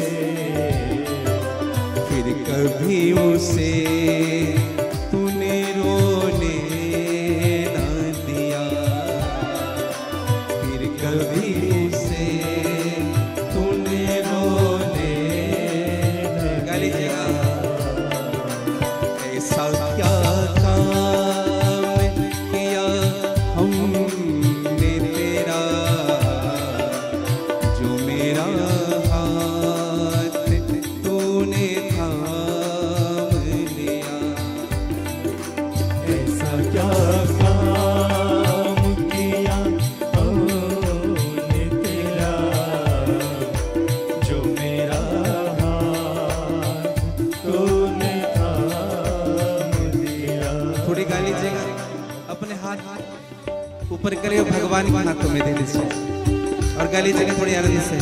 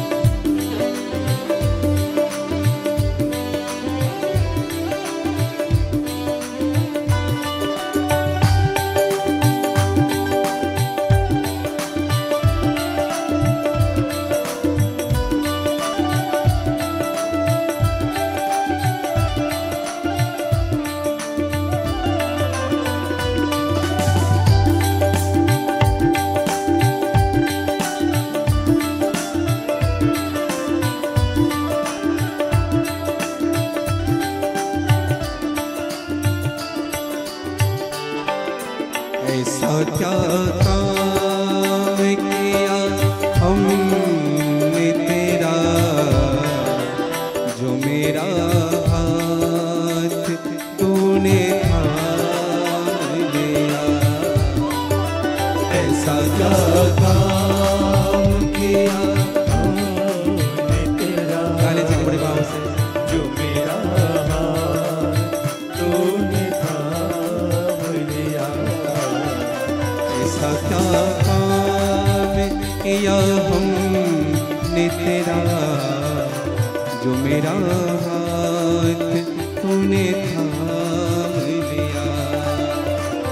ऐसा क्या काम किया हमने तेरा, जो मेरा हाथ तूने थाम लिया, जो मेरा हाथ तूने थाम, जो मेरा हाथ तूने थाम लिया, तूने थाम लिया, थाम लिया, तूने थाम लिया। थाम लिया। ऐसा क्या काम किया हमने तेरा, जो मेरा हाथ तूने थाम, और मेरी जिंदगी बदल दी तूने, क्या जरा सा मैंने तेरा नाम। जिंदगी जिंदगी बदली है ना भैया, उन्हीं को अनुभव हो सकता है। इतना कौन करता है किसी के लिए, जितना तूने कर दिया है मेरे लिए। मेरी हर खुशी का इंतजाम किया, क्या जरा सा मैंने तेरा नाम लिया। कृपा सारी दुनिया में मैं अकेला था, तेरी माया ने मुझको घेरा था।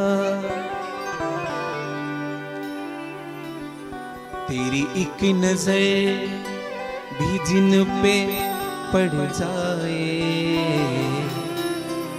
फिर कभी तूने उनको रोने न दिया। एक नजर भगवान की पड़ जाए। मैया रुक्मणी ने कहा, प्रभु ऐसा मैंने क्या किया था, आपने मुझे स्वीकार कर लिया। केवल एक ही गुण है मां रुक्मणी के जीवन में, और वह है समर्पण। सुखदेव जी महाराज कहते हैं कि परीक्षित, भगवान की इन लीलाओं में महाराज श्री को ऊपर बिठाए। बेटा मेरा जी, महाराज जी ऊपर विराजे।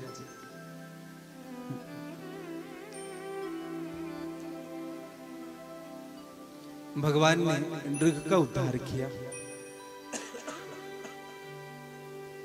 भगवान ने शिशुपाल का दमन किया, दंतवक्र का दमन किया। सुखदेव जी महाराज कहते हैं कि परीक्षित, एक भगवान के अनन्य भक्त हुए, एक ब्राह्मण हुए जिनका नाम हुआ सुदामा। मैं तुम्हें सुदामा की कथा कहूं, और सुदामा के चरित्रों का चिंतन करते करते भगवान की जो नेत्र बंद हुए ना सुखदेव जी के, वो नेत्र आधी घड़ी नहीं खुले थे। आधे घड़ी मतलब 12 मिनट। जैसे आंख बंद किया 12 मिनट तक से केवल सुदामा का चिंतन करते रहे। क्या चिंतन है?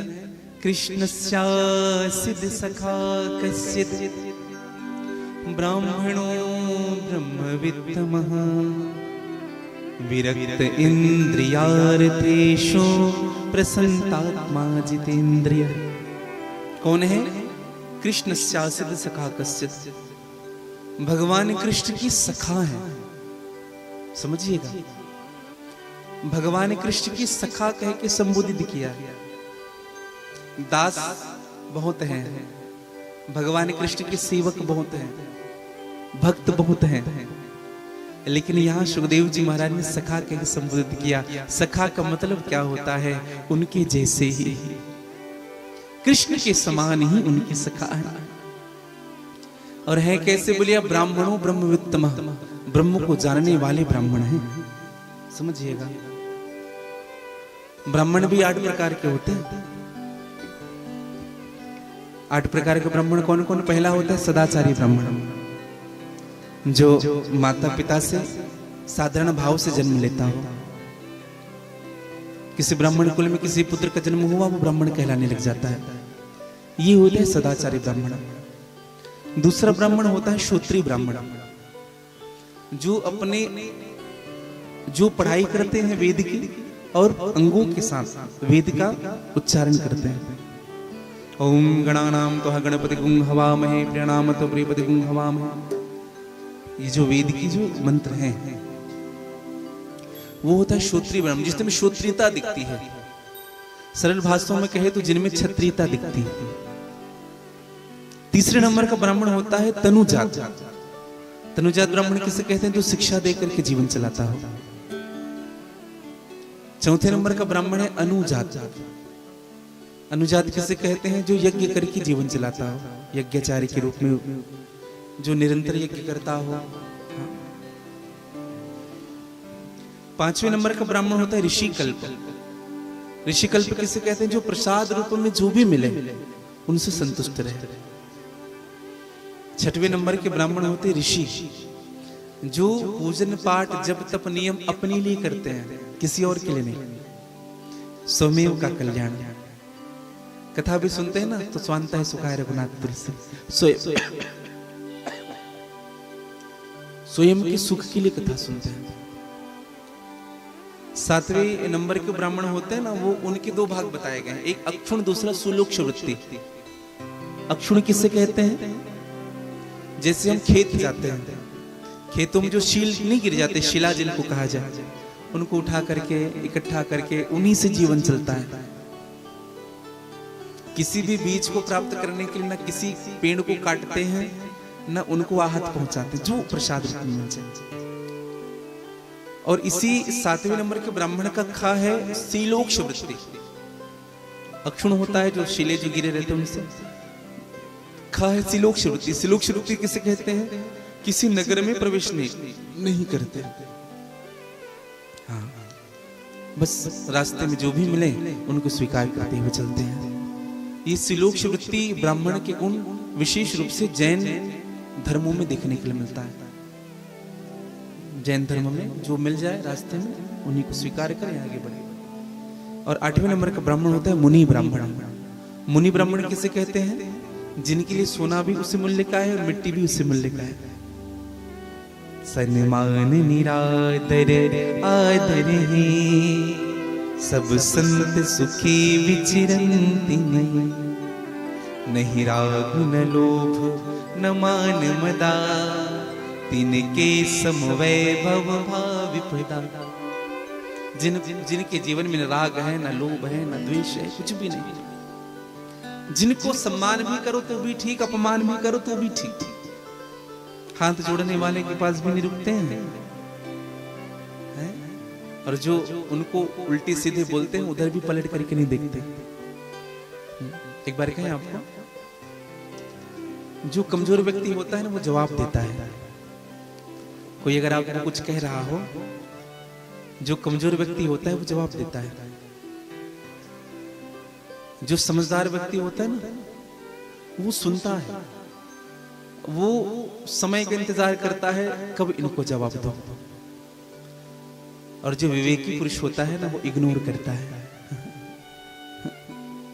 कुछ तो लोग कहेंगे, लोगों का बात है कहना, छोड़ो बेकार की बातों में कहीं बीत न जाए रहना। इसलिए ना इग्नोर करना सीखिए। आपका शत्रु अगर आपको प्रभावित कर रहा है कुछ बोल करके, छोड़िए उनको। एक बात कहें आपको, आपने हाथी देखा होगा। हाथी जब किसी नगर में प्रवेश कर जाए तो सब जय गजानन स्वामी, जय गणेश भगवान यही करते हैं। अच्छा, आप देखेंगे हाथी का सम्मान जितना होता है ना उतने ही कुत्ते उनके पीछे पड़े रहते हैं। भाव भाव भाव भाव भाव।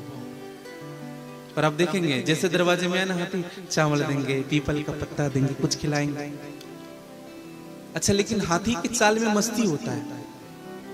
हाथी ना हाथ जोड़ने वाले के सामने रुकता है, ना भौंकने वाले कुत्ते को पीछे पलट करके देखता है।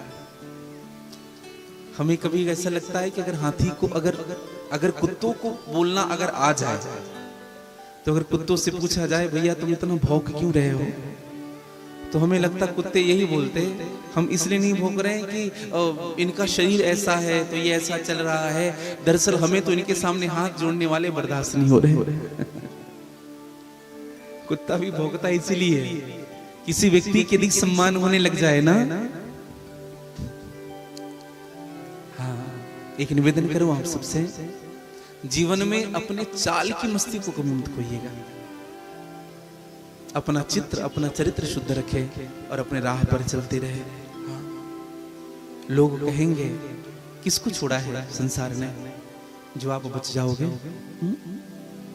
8 प्रकार के ब्राह्मण की संज्ञा मिली है और ये 8 गुण सुदामा में निहित है भैया।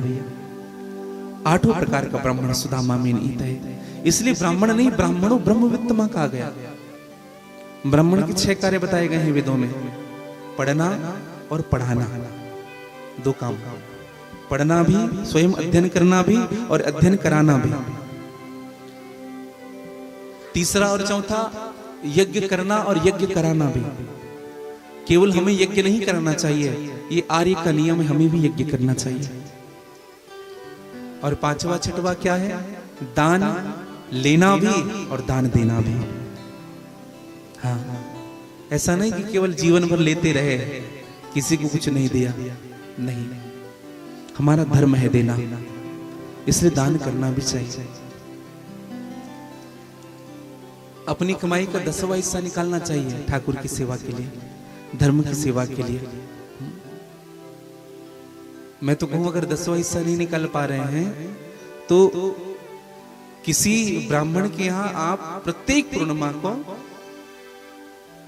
एक व्यक्ति के एक टाइम का भोजन का दान करके आइए। सत्य कहूं आपको, आपकी घर की दरिद्रता समाप्त हो जाएगी। अगर अधिक दान नहीं कर पा रहे हैं तो किसी ब्राह्मण देवता के यहाँ आप अन्न छोड़िए, दाल छोड़िए। अगर वह भी नहीं कर पा रहे तो उनके हिसाब से जो धन हो पाए आप उनको दान करिए। हाँ। तो मैं निवेदन कर रहा था, सुदामा नामक का ब्राह्मण कैसा ब्राह्मण है? अत्यंत निर्धन ब्राह्मण है, गरीब ब्राह्मण है। सुदामा निर्धन है, गरीब है, लेकिन सुदामा दरिद्र नहीं है। समझिएगा, गरीब होने में और दरिद्र होने में बहुत अंतर होता है। हाँ, गरीब किसे कहते हैं बताएं आपको? जो मेहनत की कमाई करता है। It is not prosperity, this is poverty. जो मेहनत करता है, भले कपड़े फटे हो, वो गरीब हो सकता है, दरिद्र नहीं हो सकता वो। कभी कभी देखना साइकिल रिक्शे में भी, साइकिल में भी पति पत्नी जब जाते हैं ना तो बड़े खिलखिलाते हुए हंसते हुए जाते हैं। और कभी कभी मर्सिडीज में भी एक दूसरे से बात नहीं करते हैं, मुंह फुला रहता है। छोटी सी झोपड़पट्टी में रहने वाला भी व्यक्ति के उस घर से खूब खिलखिलाहट की आवाज आती है, और करीब करोड़ों के बंगलों में भी, महलों में भी वो खिलखिलाहट नहीं रहती है। ये जीवन की दरिद्रता है। दरिद्रता का मतलब क्या होता है? दरिद्र यस्य असंतुष्ट, जो असंतुष्ट है वही दरिद्र है। एक राजा के राज्य में एक महात्मा रहते थे। उस महात्मा को एक सिक्का मिला, पड़ा हुआ खोटा सिक्का। अगल बगल जो शिष्य थे उन्होंने कहा, गुरुदेव इस खोटे सिक्के का क्या करोगे? कहा, बेटा कोई दरिद्र मिल जाए तो दे दूंगा। महात्मा ने 4 दिनों तक फेरी लगाई, झोपड़पट्टियों में फेरी लगाई, हॉस्पिटल के बाहर फेरी लगाई, मंदिरों के बाहर फेरी लगाई, कोई दरिद्र नहीं दिखा उनको। उसी राज्य का राजा एक बार युद्ध करने के लिए निकल रहा था। महात्मा ने उनको देख लिया, कहा, राजा कहाँ जा रहे हो? कहा, महाराज हम युद्ध करने जा रहे हैं। कहा, हम पूर्व के राजा हैं, पश्चिम के राजा पर युद्ध करेंगे, उनकी पूरी संपत्ति को हथिया लेंगे, उनकी पूरी प्रॉपर्टी हमारी हो जाएगी, समाप्त कर देंगे उनको। ब्राह्मण ने कहा कि महाराज क्या आपके पास धन की कमी है, संपत्ति की कमी है, जो दूसरी की संपत्ति पर कुदृष्टि डाल रहे हो? राजा ने कहा, महाराज और बढ़ाना है ना, धन तो इतना है कि 10 पीढ़ी भी बैठ कर खाए तो भी समाप्त नहीं होगा, लेकिन और धन बढ़ाना है। महात्मा ने कहा, राजन अपना हाथ सामने करें। राजा को लगा कि प्रसाद मिलने वाली होगी। जैसे हाथ सामने किया, उस खोटे सिक्के को उठा करके रख दिया हाथ में। कहा, राजा मैं तुम्हें ही ढूंढ रहा था 4 दिनों से। मुझे गरीब तो बहुत मिल रहे थे लेकिन दरिद्र कोई नहीं मिल रहा था, और तुमसे बड़ा दरिद्र कोई नहीं है। समझिएगा, जीवन में गरीब भले ही हो जाना, दरिद्र मत होना मेरे भाई बहन। कभी कभी किसी के यहाँ जाओ ना, बहुत अच्छे अच्छे फर्नीचर होते हैं, ग्लासेस लगे होते हैं, बहुत महंगे महंगे पेंटिंग होते हैं, लेकिन उस व्यक्ति के घर जाओ तो उनके व्यवहार में दरिद्रता झलकती रहती है। कई ऐसे लोग मिलेंगे जिनके यहाँ बैठने के लिए कुर्सी नहीं है, सोफे नहीं है, एक चटाई भी दे दे तो बैठ जाओ, एक गिलास पानी भी दे दे तो संतुष्ट हो जाता है व्यक्ति। जीवन में गरीब भले हो जाना, लेकिन जीवन में दरिद्र मत होना भैया। गरीबी का मतलब होता है मेहनत की कमाई। गरीब खुश हो सकता है, दरिद्र कभी खुश नहीं हो सकता। हाँ। निवेदन करो, लेकिन सुदामा अत्यंत गरीब है। एक दिन भगवान ने विचार किया, सुदामा मेरे पास आने से रहा, नहीं आएगा, क्यों ना मैं ही जाऊं। और भगवान ब्राह्मण का वेश बना करके पहुंचे सुदामा के घर। सुदामा की पत्नी थी जिनका नाम है सुशीला। भगवान ब्राह्मण के रूप में गए, मैया बड़ी भूख लगी है, मैया मैया बड़ी भूख लगी है, मैया दरवाजा खोलो। दरवाजा खोला, भगवान सामने ब्राह्मण देवता के रूप में। सुशीला मैया ने पूछा, महाराज कौन है आप, क्या चाहिए? कहा, मैया बड़ी जोर से भूख लगी है मैया, ला कुछ अन्न मिल जाए तो बड़ी कृपा होगी आपकी, भूखे को प्राण मिल जाएगा मैया। सुशीला स्तब्ध हो गई। सुशीला विचार करने लगी, प्रभु ने आपने हमें कुछ दिया क्यों नहीं? इस ब्राह्मण का मैं पेट भर लेती। घर में एक अन्न के दाने नहीं है सुशीला क्या? सुशीला विचार करने लगी, क्या कहूं? फिर सुशीला ने कहा कि महाराज आज हमारे घर ग्रहण लगा हुआ है। समझिएगा सुशीला का शब्द। सुशीला ने कहा, हमारे यहाँ ग्रहण लगा हुआ है महाराज, हम आपको कुछ नहीं दे सकते। बोले, कौन सा ग्रहण? आज हमारे घर गरीबी रूपी कन्या ने जन्म लिया है। सुशीला ने कहा कि महाराज लोग तो महीने में 2 बार एकादशी का व्रत करते हैं, लेकिन हम तो प्रतिदिन एकादशी करते हैं। जिस दिन कुछ नहीं मिलता उस दिन मानो हम एकादशी ही कर लेते हैं। भगवान को बड़ा दुख हुआ। भगवान ने कहा कि अब चिंता मत करना। मन ही मन भगवान ने संकल्प लिया, अब होनी तीसो जो हो गई, अब अनहोनी नहीं होए। ऐ देवी, तुम्हारे घर में प्रतिदिन द्वादशी हो। कृष्ण कह रहा है। और भगवान ने कहा कि तुम्हारे पति सुदामा ब्राह्मण ही है ना? सुशीला ने कहा कि हमारा सुदामा ब्राह्मण है। कहाँ है वो? महाराज बस याचना करने गया होगा मधुकरी। कहा, देवी तुम्हारे पति ने तुम्हें यह नहीं बताया कि द्वारिकाधीश कृष्ण तुम्हारे पति के मित्र हैं? क्या ये सूचना नहीं मिली थी? सुशीला ने कहा, महाराज आप सत्य कह रहे हैं। बोले, हाँ। कभी भेजना उनके पास, जीवन भर की दरिद्रता समाप्त हो जाएगी, गरीबी समाप्त हो जाएगी, मांगना ही चला जाएगा। निवेदन करूं भैया, भगवान तो चले गए, इधर सुदामा जी का आगमन हुआ। और जब सुदामा पधारे, सुशीला ने हाथ जोड़ करके प्रश्न किया, स्वामी सत्य सत्य कहना स्वामी, क्या द्वारिकाधीश त्रैलोकी के राजा आपके बचपन के सखा हैं, मित्र हैं? कृष्ण सुनते ही रोने लगे सुदामा। कृष्ण के नाम से सुदामा को इतनी प्रीति थी। हाँ। जिनको नाम से प्रेम होता है ना भैया, वही भगवान से प्रेम कर सकता है। वृंदावन के संत हैं परम श्रद्धेय श्री प्रेमानंद जी बाबा, जिनके सामने अगर कोई राधा नाम कह देना तो राधा नाम से ही रोने लग जाते हैं। परम श्रद्धेय विनोद बाबा जी जो बरसाने में विराजते हैं, राधा शब्द से ही ठहर जाते हैं। नाम से जिनको प्रेम हो उनको भगवान से कितना प्रेम होगा। कृष्ण सुनकर के सुदामा ठहर गए। सुशीला ने कहा, स्वामी कभी जाने का मन नहीं होता, मित्र से मिलने का मन नहीं होता? एक बार तो चले जाइए स्वामी, एक बार। हमारे जीवन भर की मांग समाप्त हो जाएगी। एक बार अगर उनसे कुछ मिल जाए ना, हमें ऐसा पता है कि वो सब कुछ दे देता है। एक बार चले जाओ स्वामी, एक बार उनसे मांग लो स्वामी, एक बार मांग लो बस। हम सब बच्चे जो जितने हमारे बच्चे हैं भूखे पेट कभी कभी सो जाते हैं, कभी भूखे पेट नहीं सोएंगे। ये जो फटे हुए कपड़े हम पहने हुए हैं, ये गरीबी समाप्त हो जाएगी स्वामी, एक बार मांग लीजिए। सुदामा रोने लगा। सुदामा विचार करता है, सुशीला हमने भगवान को दिया ही क्या है सुशीला, कि आज हम मांगने जाएंगे? हमने दिया क्या है भगवान को?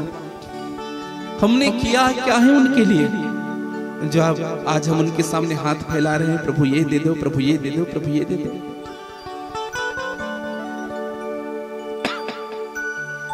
इन पैरों से चल कर तेरे मंदिर कभी न आया, जहां जहां हो पूजा तेरी, कहीं न शीश झुका। हे हरि हरि मैं हार के आया, हे हरि हरि मैं हार के आया, अब क्या हार चढ़ाऊं, मैली चादरे द्वार तुम्हारे आऊं, मेरी चादर ओढ़ के कैसे द्वार तुम्हारे आओ।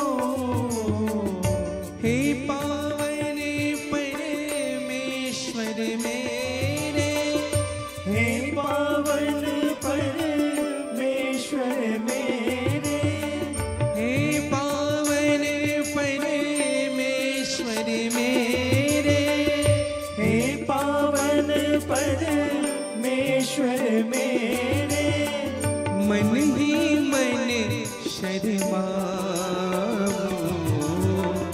मैली चादर ओढ़ के कैसे द्वार तुम्हारे आऊं, मेरी गाली चादर बजेगा।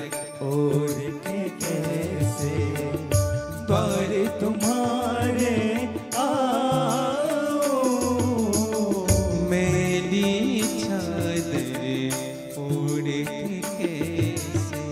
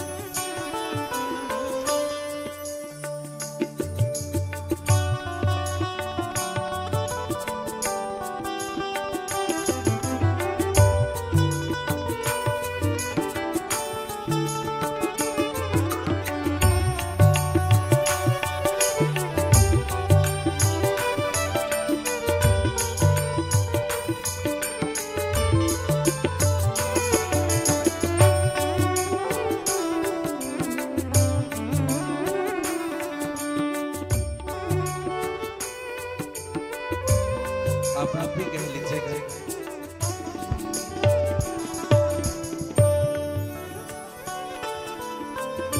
तूने मुझको जग में भेजा, निर्मल देकर काया, तूने मुझको जग में भेजा, निर्मल देकर काया, आकर के संसार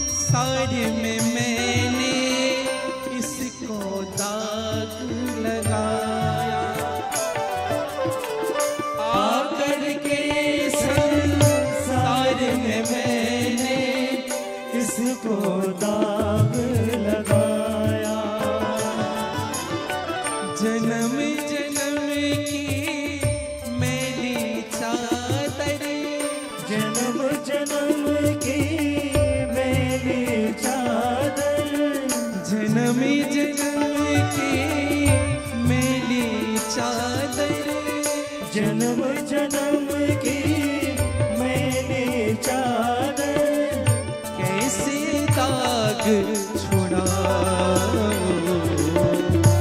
मेली चादर ओढ़ के, कैसे द्वार तुम्हारे आओ मैली चादर ओढ़ के कैसे द्वार तुम्हारे आओ, मेली चादर ओढ़ के कैसे।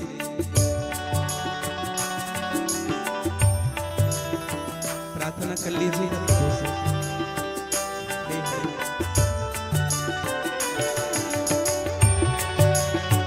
जय हो। सुदामा जैसा आल भाव हमारा भी हो जाए। हे नाथ हे गोविंद।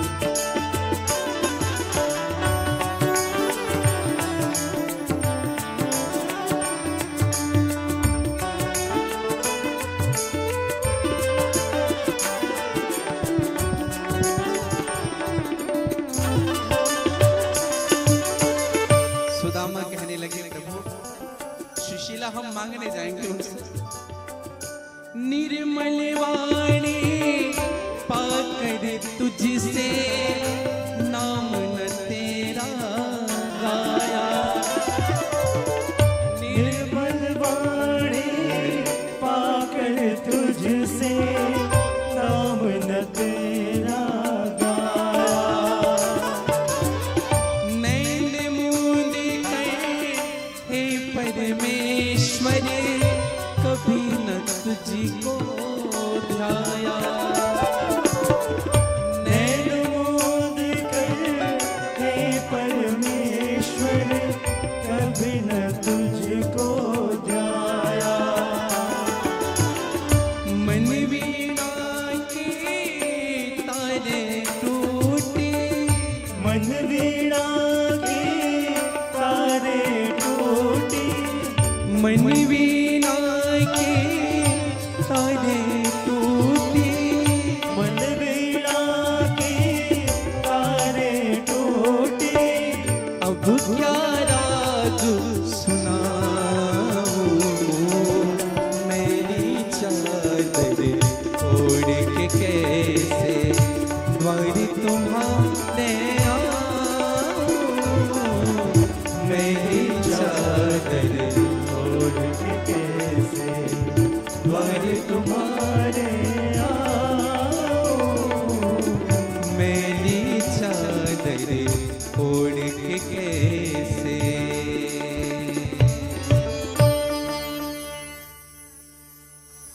द्वार तुम्हारे आओ मेरी चादर ओढ़ के कैसे। सुदामा ने सुशीला से कहा सुशीला वो क्या नहीं जानता है हमारे बारे में। तू है अपरम पार दयालु सारा जगत संभाल। क्या हमारे पीछे पड़ा रहेगा वो? जैसा भी हूँ मैं तेरा हूँ अपनी शरण लगा ले। छोड़ के तेरा द्वार वो दाता, छोड़ के तेरा द्वार वो दाता और कहीं नहीं जाऊं मेरी चादर ओढ़ के कैसे। सुशीला हम इस योग्य नहीं जो इसे मांग सकते। इतना कुछ दिया है मेरे गोविंद ने हमें और आज हम उनके सामने हाथ फैलाएंगे। अरे हमने दिया क्या है उनको? ठाकुर के सामने हम जाते हैं ना मंदिर, भगवान ये दे देना, भगवान ये दे देना, भगवान ये देना। अरे आपने क्या दिया है उनको? क्या दिया है? बुरा मत मानिएगा, किसी ब्राह्मण देवता को जब हम धोती देते हैं ना फूंक मारो तो फट जाए ऐसी कपड़ा होती है। भगवान के लिए भी वस्त्र लेते हैं सबसे कम कीमत वाला। हम कैसे विचार कर लेंगे कि भगवान हमें कुछ देंगे। एक जगह धोती प्राप्त हुआ था, हम नहीं बताएंगे स्थान को। वो धोती ना पहनने योग्य था, न उनको टॉवेल बना सकते थे, ना धोती बना सकते थे। एक निवेदन करूं भैया, अगर किसी को दान करना हो ना, किसी ब्राह्मण जन को, किसी श्रेष्ठ जन को, ऐसा दान करिए जिनका वो उपयोग कर सके। हाँ, ऐसा नहीं लोग खर्च इतना करते हैं, अन्य वस्तुओं में इतना खर्च करेंगे, शादी करेंगे ना पटाखों में इतना खर्च करेंगे, डीजे इतना बजवाएंगे, और शराब में इतना खर्च होता है। हाँ, और जब पंडित जी की दक्षिणा की बारी आती है ना, 10 का मुंह देखेंगे, कितना कितना दे जीजा जी।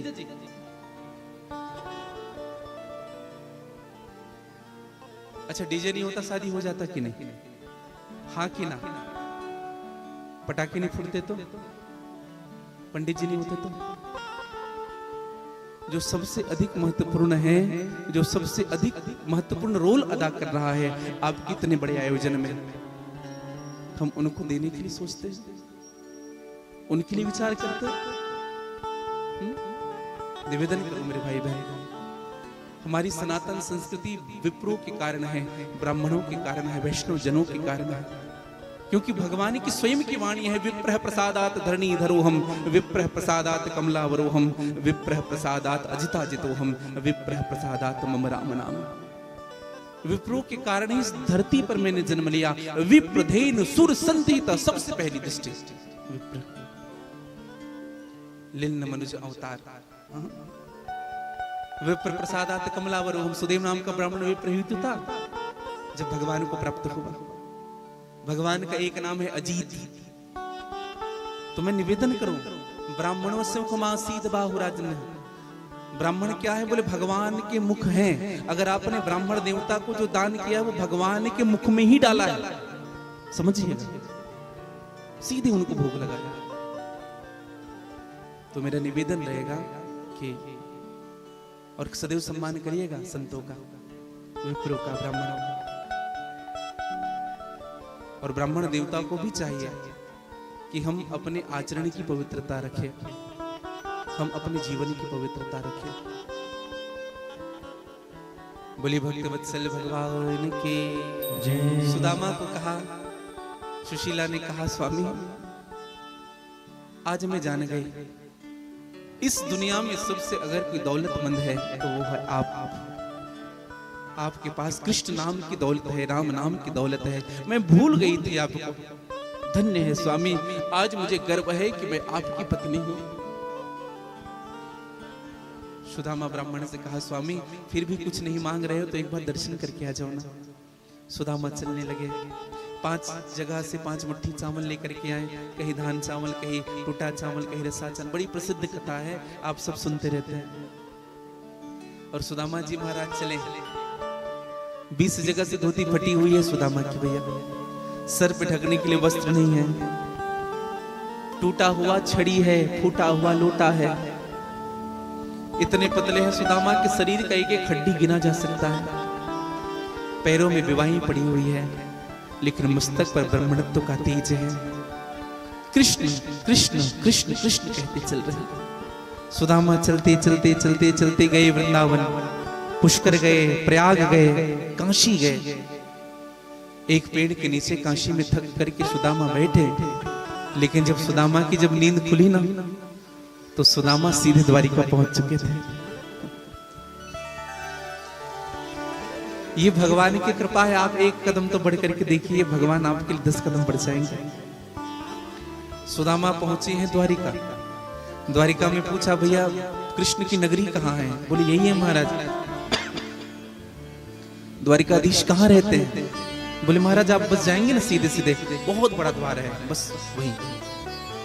सुदामा जी गए,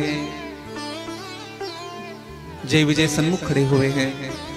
सुदामा ने कहा भैया जय श्री कृष्णा। जय विजय ने कहा जय श्री कृष्णा। सुदामा ने कहा भैया मैं कुछ मांगने नहीं आया हूं। हाँ, ये बात जानकर के आपको आश्चर्य होगा कि यह अभागा द्वारिकाधीश का मित्र है। हाँ। जय विजय ने सुदामा को दुत्कारा नहीं, भागवत जी के अनुसार समझिएगा। कई लोग कहते हैं ना कि सुदामा के रूप को देख करके उनको दुत्कारा गया, उनके लिए निकृष्टता की भावना लाई गई, ऐसा कुछ भी नहीं। भगवान के द्वारपाल किसी ब्राह्मण का अपमान नहीं कर सकते हैं, समझिएगा। सुदामा के चरणों में गिर करके कहा कि आप जैसे ही तो हमारे प्रभु के मित्र होते हैं। कृपा की न होती जो आदत तुम्हारी, तो सुनी ही रहती अदालत तुम्हारी। गरीबों की दुनिया है आबाद तुमसे, गरीबों से है बादशाहत तुम्हारी।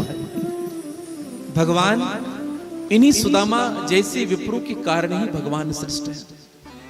कहा हमारा क्षमा करिएगा, अभी हम प्रभु को ये सूचना देते हैं, कोई रोकेंगे नहीं आप। जय विजय गए, भगवान का श्रृंगार हो रहा है। जामवंती भगवान को पीली पीताम्बरी धारण करा रही है, लक्ष्मणा भगवान की मुकुट धारण की पकड़ी हुई है, भद्रा भगवान को बाजूबंद धारण करा रही है, सत्या भगवान की शरण पादुका लेकर के खड़ी हुई है। भगवान का श्रृंगार हो रहा है। उसी समय जय विजय ने आकर के कहा कि द्वारिकाधीश की जय हो। कहो द्वारपाल। कहा महाराज एक विप्र आया हुआ है, ब्राह्मण। ब्राह्मण? भगवान ने कहा ये हमारी द्वारिका का नियम कब से हो गया राजा कि किसी विप्रो को, किसी ब्राह्मणों को हमसे मिलने के लिए रोका जा रहा है। निवेदन करो, उनको ससम्मान लेते आओ। कहा महाराज बड़ा विचित्र ब्राह्मण है। कैसा ब्राह्मण है? 20 जगह से धोती फटी हुई महाराज उनकी, सर पे ढकने के लिए वस्त्र नहीं है, पैरों में विवाही पड़ी हुई है, इतने पतले हैं कि शरीर का एक एक हड्डी गिना जा सकता है। लेकिन विचित्रता यह है महाराज, वो आपको अपना मित्र बता रहा है। कितना सुंदर भाव नरोत्तम दास जी ने गाया है। शीशे पगाना झगातन पे प्रभु, जाने को वाहे बसे के ही ग्रामा। शीशे पगाना झगातन में प्रभु, जाने को आए बसे के ही ग्रामा। धोती फटी सी लटी दुपट्टी परे, पाय उपाय लेती नहीं श्यामा। धोती फटी सी लटी दुपट्टी और पाय उपाय लेती नहीं श्यामा। द्वारी खैनो द्विजी दुर्बल एक, द्वारी खैनो द्विजी दुर्बल एक, रहो चकी सोवत सुधा अभिरामा। पूछत दीन दयाल को धाम, बतावत अपन नाम सुदामा। पूछत दीन दयाल को धाम, बतावत अपन नाम सुदामा। बतावत अपन नाम सुदामा। बतावत अपन नाम सुदामा। सुदामा मेरा मित्र सुदामा आया है। भगवान कूद गए उस आसन से, दौड़े हैं प्रभु। कहीं भगवान की पीली पीताम्बरी गिरी, कहीं मुकुट को ठोकर मारा, कहीं बाजू बंद गिरा। सामने से उद्धव आ रहे थे, उद्धव को हटाया, कहा कि हट उद्धव, मेरा मित्र आया है। जो दशा भगवान राम के भरत को देख करके हुई थी, उठे राम सुनि प्रेम अधीना, कहूं पट कहूं निसंग धनु तेरा। दौड़ने लगे, खुले पैर भगवान नंगे पैर दौड़ रहे हैं तपती हुई बालू। भगवान गए हैं जय विजय के पास, जहां सुदामा पहले खड़ा हुआ है। भगवान ने जय विजय से पूछा मेरा मित्र कहाँ है भैया? मैं अपने मित्र से मिलने आया हूं। एक निवेदन करूं, सुदामा भगवान कृष्ण के विषय में विचार करता रहा, कृष्ण की कहीं निंदा ना हो जाए, कृष्ण को लोग कहीं बदनाम ना कर दे कि कितना बड़ा द्वारिकाधीश और कैसे फटीचर लोग इनके मित्र हैं। इसलिए सुदामा मिलना नहीं चाहे। कहा कि मैं अपने स्वार्थ के लिए मिल रहा था, धिक्कार है मुझे से मित्र को। छोड़ दिए, आगे बढ़ गए। आगे जब बढ़े ना तो भगवान ढूंढने लगे सुदामा को। दशा दर्शन करिएगा, द्वारिकाधीश द्वारिका के गलियों में सुदामा को ढूंढ रहे हैं। गली से पूछते हैं, नर नारी से पूछते हैं, भैया तुमने मेरे मित्र को देखा है? तुमने मेरी सुदामा को देखा है? सबने कहा जी क्या हो गया द्वारिकाधीश को। दूर से देखा सुदामा खड़ा हुआ है चौराहे पर, दूर से आवाज लगाया मेरे प्रभु ने, सुदामा। जैसे सुदामा का आवाज सुना, सुदामा ने पलट करके देखा, भगवान दौड़े सुदामा की ओर। दौड़ करके सुदामा को मेरे प्रभु ने अपने हृदय से लगा लिया। जब सुदामा कृष्ण को हृदय से लगाए, कृष्ण सुदामा को हृदय से लगाए, उस द्वारिका नगर में यह कह पाना संभव ही नहीं है कौन कृष्ण है कौन सुदामा। जैसे भरत और राम में कहना संभव नहीं था कि इसमें भरत और राम कौन है। राम भरत के प्रेम लखी बिसरहि सबहि अपार। आज भगवान सुदामा के हाथ को पकड़ करके लाते हैं, अपने आसन पर बिठाते हैं और भगवान सुदामा के चरणों पर बैठते हैं। चरणों पर बैठ करके सुदामा के देखा क्या, ऐसे बेहाल बेवाइन सो, पैरों के नीचे पग कंटक चाले लगे पुण्य जेव, आए महा दुख पायु सखा, तुम आए इते न किते दिन खोए। भगवान ने कहा तुम कहां थे सखा, मेरे पास नहीं आए। रुक्मणी से कहा रुक्मणी जल लेकर के आओ। आज 25 साल हो गए भगवान के, आज तक मैया रुक्मणी को एक आज्ञा नहीं दी थी प्रभु ने।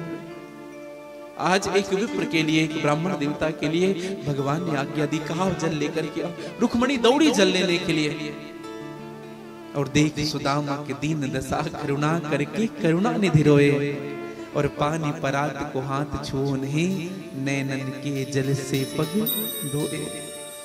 अपने आंख के अश्रु से सुदामा के चरण धोते हैं भगवान। कौन होगा ऐसा सौभाग्यशाली? कोई है संसार में? कोई नहीं। परीक्षित ने कहा, बोले प्रभु सुदामा ने ऐसा कौन सा सत्कर्म कर लिया था, कौन सा पुण्य कर लिया था कि सुदामा के चरणों को अपने आंसुओं से धोए भगवान। एक निवेदन करूं आप सबसे, राजा दशरथ ने जब श्रवण कुमार को बाण मारा, ध्यान से सुनिएगा, तो जब श्रवण कुमार की मृत्यु हुई तो राजा दशरथ अपने सद्गुरुदेव भगवान वशिष्ठ जी के पास गए, उनसे परामर्श लेने की मुझे भांजी की हत्या हो गई है, मैं क्या करूं। उस समय वशिष्ठ जी नहीं थे आश्रम में, वशिष्ठ जी के पुत्र थे। राजा दशरथ ने बताया कि आप भी गुरु के समान हैं, हमसे हमारी भांजी की हत्या हो गई, हम क्या करें। वशिष्ठ जी के पुत्र को दया आई, उन्होंने कहा एक काम करना, मरने के समय 6 बार राम राम कहना, मरने के समय 6 बार राम राम कहना, तुझे भांजे की हत्या का दोष नहीं लगेगा। और इसलिए मानो राजा दशरथ ने राम राम कही, राम कही, राम राम कही, राम तन परिहर रघुबीर बिरह राव गए सुर धाम। 6 बार राम राम कहा। बाद में जब विश्वामित्र जी आए, वशिष्ठ जी आए, तो वशिष्ठ जी ने पूछा अपने पुत्र से, कहा कि राजा दशरथ आए थे, सुना हो? बोले हमारा पिताजी आप चिंता ना करें, हमने पूरी बात बता दी उनको अपने भांजी को मार करके आया था, ब्रह्म हत्या लगी थी, हमने कह दिया पिताजी 6 बार राम राम कहना, आप चिंता ना करें। वशिष्ठ जी बिगड़ गए अपने बच्चे के लिए, खूब क्रोध किया, अरे दुष्ट, जानते हो राम नाम के महत्व को? जास नाम सुमरत एक बारा उत रहे नर भव सिंधु अपारा। एक बार जो भगवान का नाम लेता है संसार सागर पार कर जाता है। तुमने 6 बार राम कहने के लिए कह दिया, जा, तुम्हें पार करने का खूब शौक चढ़ा हुआ है ना, जा, आज हम तुम्हें श्राप देते हैं, तू पार करने वाला ही बन जा।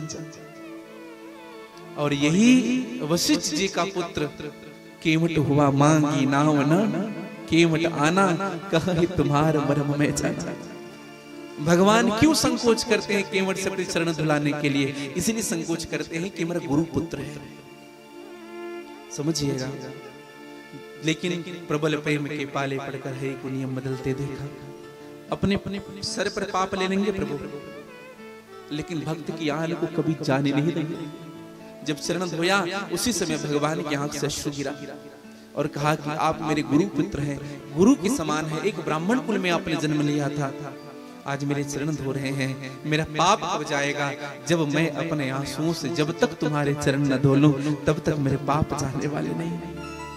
मैं प्रायश्चित तभी कर पाऊंगा जब आपके चरणों को अपने आंख के आंसू से धोऊंगा। और यही केवल सुदामा नाम के ब्राह्मण से जाना गया। जब सुदामा के चरण धोए। एक छोटी सी बात और आप सबसे कहूं, हम जो कहते हैं ना कि सुदामा दरिद्र से ले हुआ कि उन्होंने अकेले चना खा लिया, छुप करके भगवान को दिया नहीं, ऐसी कोई बात नहीं है भैया।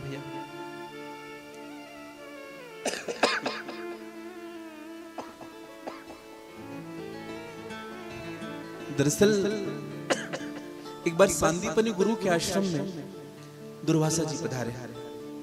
और जब दुर्वासा जी आए तो बड़ी भूख प्यास लगी थी दुर्वासा जी को। चने रखे हुए थे बगल में।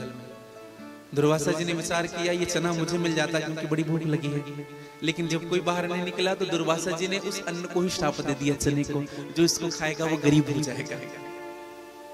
हाँ, और कथा ऐसी आती है कि इसी चने को गुरु माँ ने बांध करके दिया था।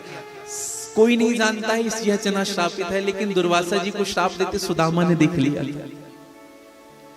तो जब सुदामा को जब ये चने खाने थे, आप सबको कथा विदित है, जंगल लकड़ी लेने के लिए गए, गुरु माँ ने चना बांध करके दिया। जब खूब आंधी आई, तूफान आया, बिजली चमकने लगा, एक वृक्ष पर चढ़ सुदामा कृष्ण। और सुदामा ने विचार किया यही समय है, इस चने को मैं अकेले खा जाता हूँ, मैं भले ही गरीब हो जाऊं लेकिन मेरा मित्र गरीब ना हो। ये सुदामा का त्याग है जिनका सम्मान कर रहे हैं मेरे प्रभु।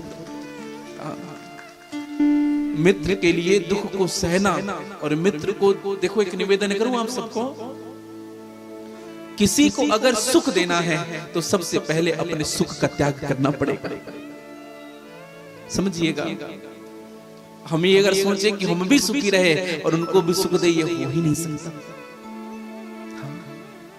किसी को अगर सुख देना है अपने सुख को पहले छोड़ना पड़ेगा। निवेदन करूं आप सबसे, आज सुदामा के चरण धोए गए, सबने प्रणाम किया।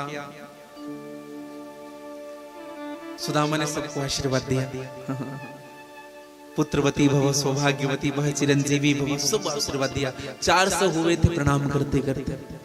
सुदामा ने दूर से कहना शुरू कर दिया, भाव भाव। सुदामा ने कहा, कन्हैया ये सब कौन है? कहा हमारी पत्नी है महाराज। अच्छा, कितनी लंबी लाइन है?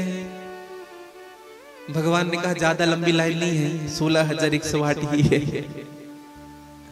सुदामा ने कहा इन सबको आशीर्वाद देते थे कहीं मैं मर न जाऊं, इसलिए कृष्ण तू मेरा प्रणाम कर, मैं तुम्हें आशीर्वाद दूंगा। भगवान ने प्रणाम किया। बड़ी सुंदर भाव है। भगवान ने पूछा, हमारा तो देख लिया, मित्र अपना नहीं बताया। सुदामा ने कहा हमने भी शादी की है। कैसी है भाभी? बड़ी सुशील है, नाम ही सुशीला है। तो कहा बोले भाभी जब सुशील है तो इस देवर के लिए कुछ तो भेजा होगा। अब तो सुदामा छिपाने लगा अपनी कांख में तंदुल को। भगवान ने जबरदस्ती छीना, खोल करके देखा तो सुदामा के घर की स्थिति उसी तांदुल को देख करके समझ गए प्रभु सुशीला कितनी सुशील है। सुदामा कुछ कहेंगे नहीं, ये पता है सुशीला को, लेकिन प्रभु जरूर उस तांबुल को देखेंगे, उस चने, उस अन्न को देखेंगे और समझ जाएंगे कि घर का स्थिति कैसा है। और भैया भगवान ने संकल्प ले लिया, पहली मुट्ठी उठाया तांबुल का, ऊपर के 7 लोग दान किया, भूलोक, भूलोक, सतलोक, तपलोक, स्वर्लोक, महरलोक, ब्रह्मलोक। दूसरी मुट्ठी उठाया, नीचे के 7 लोग, अतल, वितल, सुतल, तलातल, महातल, सातल, पाताल। तीसरी मुट्ठी उठाया, मैया रुक्मणी विचार कर रही, अब क्या देंगे प्रभु? 14 भुवन के तो मालिक बना दिए, रजिस्ट्री हो चुका सुदामा के नाम में, अब क्या देंगे? रुक्मणी ने हाथ पकड़ लिया, प्रभु अब क्या देने वाले हो? भगवान ने कहा हम अपना वैकुंठ देने जा रहे हैं रुक्मणी। तो रुक्मणी मैया ने कहा प्रभु आप वैकुंठ दे दोगे तो क्या हम किराए से रहेंगे? अरे घर तो छोड़ो। कितना सुंदर भाव, परम श्रद्धेय रविंद्र जैन जी की बहुत सुंदर भाव है। पहली मुट्ठी लेते ही प्रभु ने स्वर्ग सुदामा के नाम किया है। पहली मुट्ठी लेते ही प्रभु ने स्वर्ग सुदामा के नाम किया है।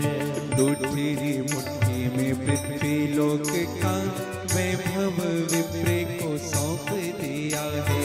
दूसरी मुट्ठी में पृथ्वी लोक का वैभव विप्र को सौंप दिया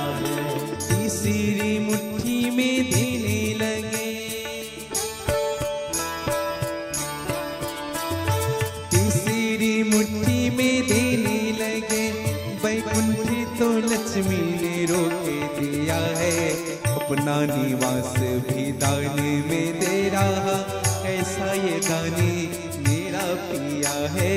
अपना निवास भी दान में दे रहा, कैसा ये दानी मेरा पिया है। ओ अपना निवास भी दान में दे रहा, कैसा ये दानी मेरा पिया है। अपना निवास भी दान में दे रहा, कैसा ये दानी मेरा पिया है। बोलिए भक्तवत्सल भगवान के जय। और जैसे द्वारिकाधीश थे ना, वैसे सुदामापुरी का निर्माण। बड़ा सुंदर सुंदर संवाद है सुदामा और कृष्ण। कभी तो लगता है कि जब कथा हो ना तो एक दिन 3-4 घंटे सुदामा कृष्ण के संवाद की चर्चा करते हैं। सुदामा और कृष्ण का संवाद कहते कहते सुखदेव जी महाराज अश्रु निरंतर अश्रु प्रवाहित होते थे। कथा ऐसी आती है कि सुदामा का खूब सम्मान हुआ और विश्वकर्मा को बुला करके जैसे द्वारिकापुरी थी वैसे सुदामापुरी का निर्माण किया गया। रात भर सुदामा की खूब सेवा हुई। दूसरे दिन जब सुदामा को भेजा तो एक पैर सुदामा के द्वारिकापुरी में, दूसरा पैर सुदामापुरी में। सुदामा विचार करने लगा द्वारिका से निकलने के बाद, कहीं मैं घूम फिर करके फिर से द्वारिका तो नहीं आ गया। एक व्यक्ति ने कहा, महाराज आप यहाँ घूम रहे हो? सुदामा ने कहा, मैं और महाराज। कहा, महाराज आप यहाँ के राजा हैं? ये पुरी का नाम है सुदामा। सुदामा को समझते देर ही नहीं लगी। सुदामा सब समझ गए, ये मेरे गोविंद की कृपा के कारण हुआ है।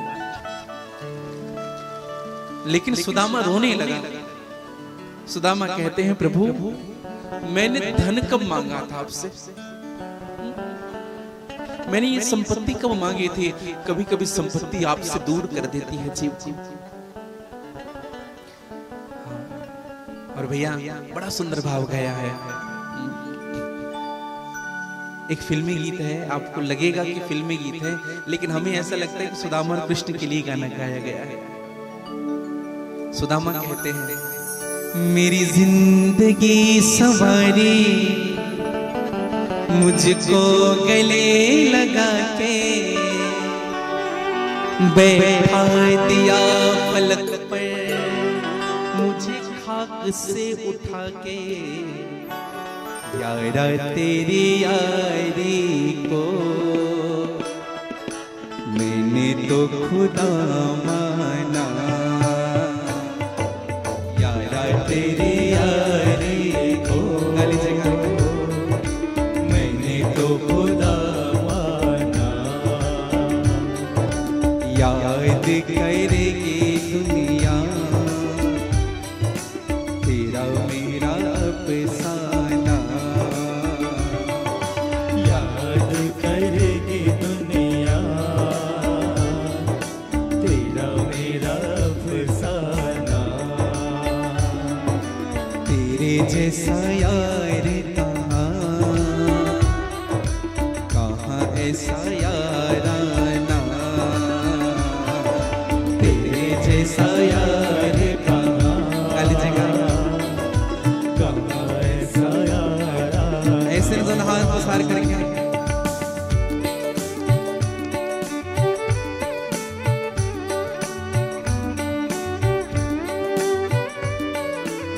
जय जय।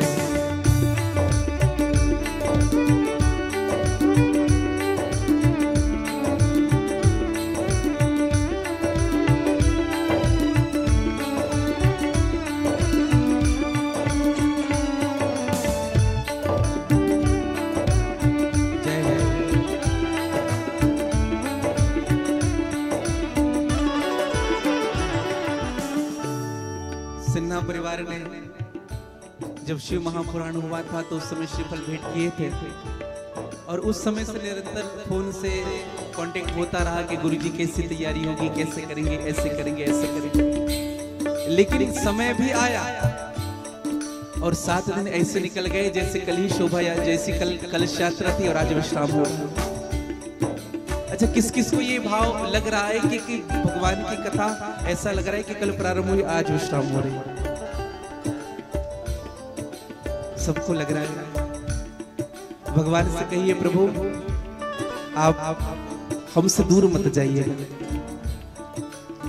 और आइएगा और कहिएगा मेरे दिल की बस दुआ है कहीं दूर तू न जाए। मेरे दिल की बस दुआ है कहीं दूर तू न जाए। मेरे दिल की बस दुआ है कहीं दूर तू न जाए। मेरे दिल की बस दुआ है कहीं दूर तू न जाए। तेरे बिना हो जीना वो दिन कभी न आए। तेरे बिना हो जीना वो दिन कभी न आए। तेरे बिना हो जीना वो दिन कभी न आए। तेरे बिना हो जीना वो दिन कभी न आए। तेरे संग जीना यहाँ तेरे संग मर जाना। तेरे संग जीना यहाँ तेरे संग मर जाना। याद करेगी दुनिया तेरा मेरा अफसाना। याद करेगी दुनिया तेरा मेरा और काली जी के बड़े भाव से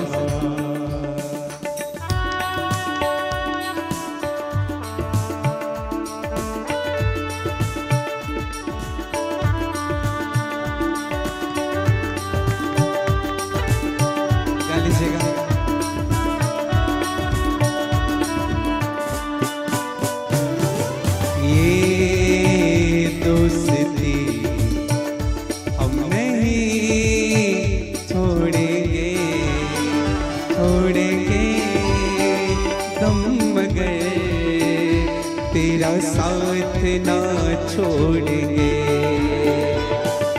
ये दोस्ती गाली जी नहीं तोड़ेंगे। हे हरि तोड़ेंगे हम मगर तेरा साथ ना छोड़ेंगे। हो ये दोस्ती हम नहीं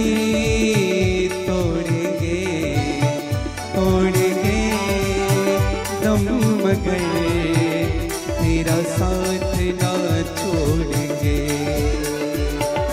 ये दोस्ती गाली जी बड़े भाव से नहीं तोड़ेंगे। तोड़ेंगे हम मगर तेरा साथ ना छोड़ेंगे। वो तेरी यारी में भी हरे बड़ा सुख पाया। तेरी यारी में भी हरी बड़ा सुख पाया। अच्छा भगवान की यारी में किस किस को सुख मिला है तो कह लीजिए। ओ तेरी यारी में भी हरे बड़ा सुख पाया। तेरी यारी में भी हरी बड़ा सुख पाया। ओ बड़ा सुख पाया रे नहीं दुख पाया। बड़ा सुख पाया रे नहीं दुख पाया। बड़ा सुख पाया रे नहीं दुख पाया। बड़ा सुख पाया रे नहीं दुख पाया। तेरी यारी में भी हरे बड़ा सुख पाया। तेरी यारी में भी हरी बड़ा सुख पाया। तेरी यारी में भी हरे बड़ा सुख पाया। तेरी यारी में भी हरी बड़ा बड़े भाव से हो।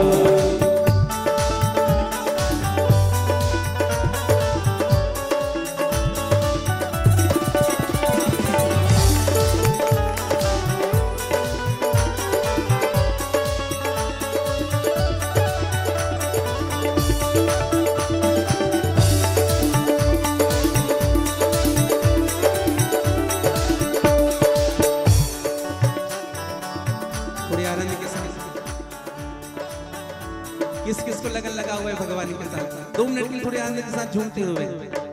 ओ लागे तुम संग यारी मेरे बाके बिहारी। लागे तुम संग यारी मेरे बाके बिहारी। लागे तुम संग यारी मेरे बाके बिहारी। लागे तुम संग यारी मेरे बाके बिहारी।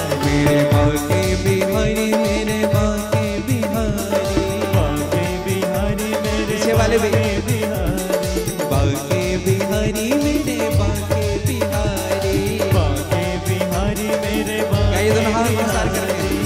लागे लागे लागे तुम संग यारी मेरे बाके बिहारी, लागे तुम संग यारी मेरे बाके बिहारी, ओ लागे तुम संग यारी मेरे बाके बिहारी, लागी तुम संग यारी मेरे बाके। गाली जगत बड़ी आनंद से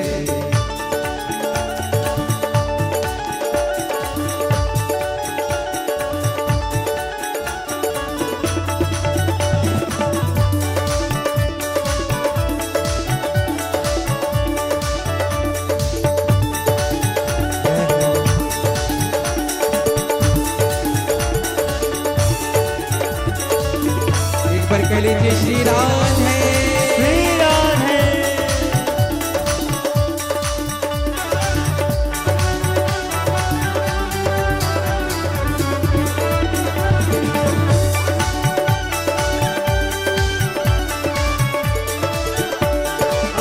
कटी में पीताम्बर गले में है माला, कटी में पीताम्बर गले में माला, कटी में पीताम्बर गले में है माला, कटी में पीताम्बर गले में माला, मुकुट को धारण किए है गोपाला, मुकुट को धारण किए है गोपाला, मुकुट को धारण किए है गोपाला, मुकुट को धारण किए है गाइए घुंघराली घुंघराली घुंघराली लटकारी कारी मेरे बाके बिहारी, घुंघराली लटकारी कारी मेरे बाके बिहारी, ओ लागी तुम संग यारी मेरे बाके बिहारी, लागी तुम संग यारी मेरे बाके। गाइए बड़े भाव से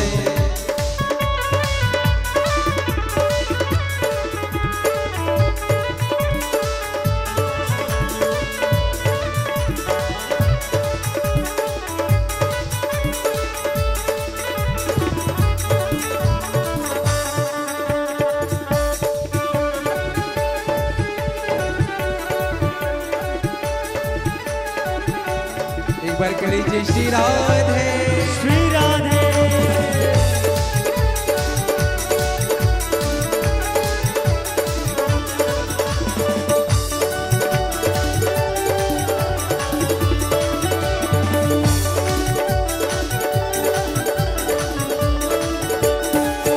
वन में नित्य रस रचावे, वन में नित्य रस रचावे, सब सखियां मिली गीत सुनावे, सब सखियां मिल गीत सुनावे, देवन में नित्य रस रचावे, वन में नित्य रस रचावे, सब सखियां मिली गीत सुनावे, सब सखियां मिल गाइएगा। गीत सुनावे, नाचे हैं बारी बारी मेरे बाके बिहारी, नाचे हैं बारी बारी मेरे बाके बिहारी, ओ नाचे हैं बारी बारी मेरे बाके बिहारी, नाचे हैं बारी बारी मेरे बाके बिहारी, ओ लागे तुम संग यारी मेरे बाके बिहारी, लागे तुम संग यारी मेरे बाके बिहारी, ओ नाचे हैं बारी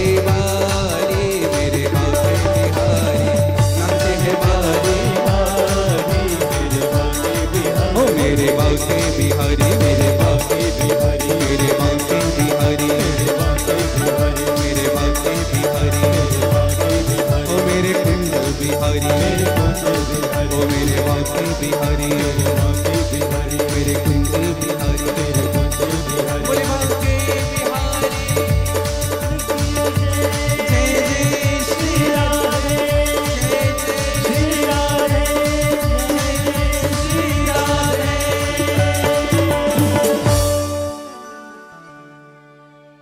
लागी तुम संग यारी मेरे बाके बिहारी। सभी बैठ जाएंगे, सभी बैठ जाएंगे अपनी जगह पर। केवल 15 मिनट और कथा बची हुई है। जो भी तक कथा श्रवण नहीं कर पाए हैं वो निरूपण की कथा श्रवण कर ले। तो उनको कथा, संपूर्ण कथा श्रवण करने का फल मिलेगा। जितनी जल्दी हो सके विराजिएगा। पंडित जी आप मैया जी को भेजिएगा। सभी विराजिएगा। बोले भक्तवत्सल भगवान की जय। जिन्होंने 6 दिनों तक कथा नहीं सुनी, अभी तक कथा नहीं सुनी, अगर वह निरूपण की कथा श्रवण कर ले तो उनको संपूर्ण कथा श्रवण करने का फल प्राप्त होगा। इसलिए जो जिस स्थान पर है वहां विराज जाएंगे। और हमारे परीक्षित जी सोहन सिन्हा जी के जो परिवार है उन लोग भी कृपया सामने आइएगा दाम्पत्य के साथ।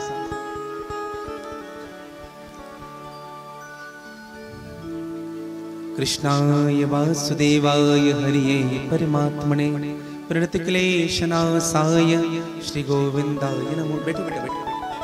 हाँ विराज विराज जाइए सभी। 15 मिनट के लिए मोबाइल छोड़ देंगे सभी। हाँ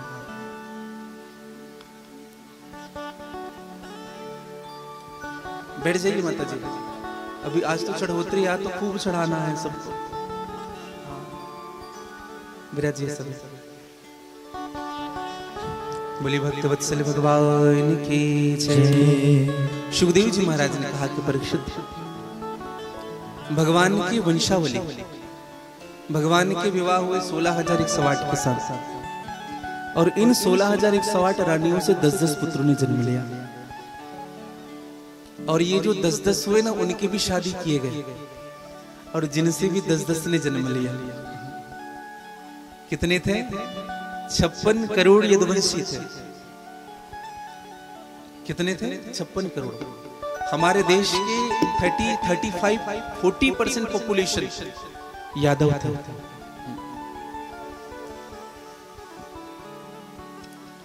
निवेदन करो। अच्छा, आजकल हमारे धर्म में क्या चल रहा है बताएं आपको? पहले हम दो हमारे 5 हुआ करते थे, फिर समय बदला, हम दो हमारे 2। आजकल तो समय और बदल गया है, हम दो हमारे। हाँ, जिम्मेदारी लेने नहीं चाहते। लेकिन हमारे ही देश में एक ऐसा संप्रदाय है जो ये कहते हैं कि हम दो हमारे 1-2 नहीं, हम दो हमारे 10। हाँ। क्या ये धर्म, क्या ये परंपरा केवल हिंदुओं के लिए है, केवल सनातनियों के लिए है? मेरी सरकार से प्रार्थना रहेगी यह नियम सबके लिए लागू हो। जितने भी धर्म है, जितने भी संप्रदाय हैं, सबके लिए नियम होना चाहिए। हाँ। इसलिए वक्त सनातन बोर्ड का निर्माण किया जा रहा है। आप सबसे मेरी करबद्ध प्रार्थना है, सनातन बोर्ड का निर्माण इसलिए किया जाता है कि हमारी भी एक स्थान बने, सनातनियों का भी स्थान बने, सनातन बोर्ड का स्थान बने, जिनमें निर्णय लेने में बड़ी आसानी है।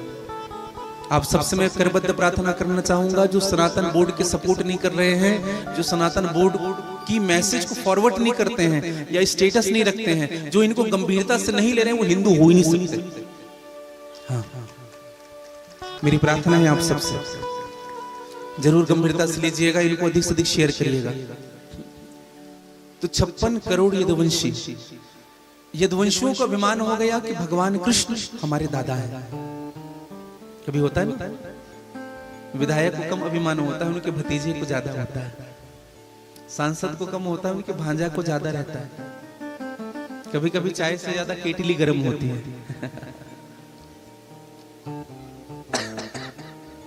जिनको अधिकार मिल जाए ना, थोड़ी सी अधिकार भी हम ही हैं। हाँ,